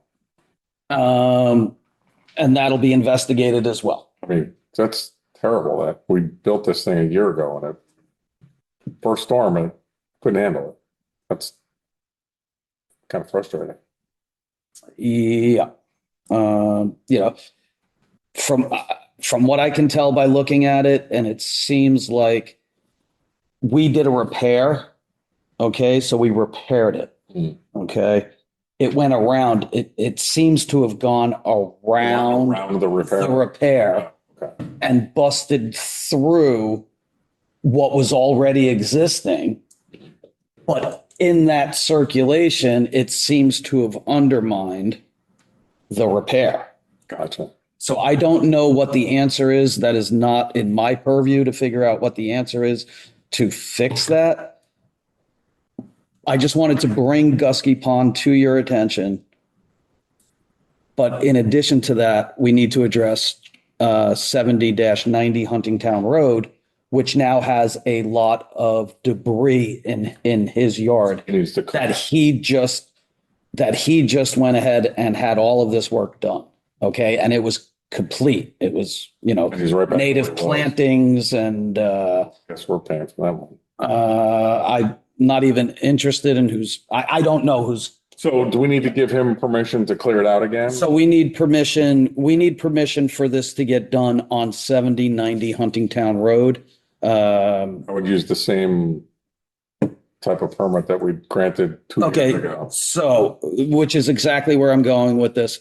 Looking at the approval, I pulled up the approval. It is still active. Okay. However, I think we should issue the same thing, but a brand new one. Give him a new one. I could piggyback on this because it is storm related, and it is still active for another 4 years because it's a 5-year, Right. But I'm kind of inclined to, because in here, the language says the storm event of 8/18/2024. Yeah, I think you should have. So I think I need to change that. And there's some slight changes as well. So I guess really the question to the commissioners are, is anybody opposed to me issuing? No, maybe we should take a vote on that. Sure. Do you need a motion? I think so. I would be more comfortable. I just want to know what we're calling. I make a let me know if it's all right. I make a motion for a second, not to continue, but a second permit. That's what it's called. Inland Wetlands approval for storm damage restoration with a new file number For the right, state the address. at 70-90 Huntingtown Road Right. Right. and agent approval. Yep. Yes, that's what we did the last time. Yep. And I will also void the public notice due to the emergency aspect of, we're just talking about 70-90. We're not talking about Gusky Pond. That's the When it comes to Gusky Pond, we'll have a whole discussion about that. Yeah. So we have a motion. for 70-90. To clean up. Okay, very good. Rick made the motion. We have a second. Second that. We have a second. All in favor? Aye. Aye. Okay. Is there anything that public works, I don't know, the parks department maintenance can do to help him with that cleanup? Oh, yes. Yes. And the town is yes, willing to, yeah. So I'm more worried about the upstream or downstream folks in Newtown suing our town to pay for their damages.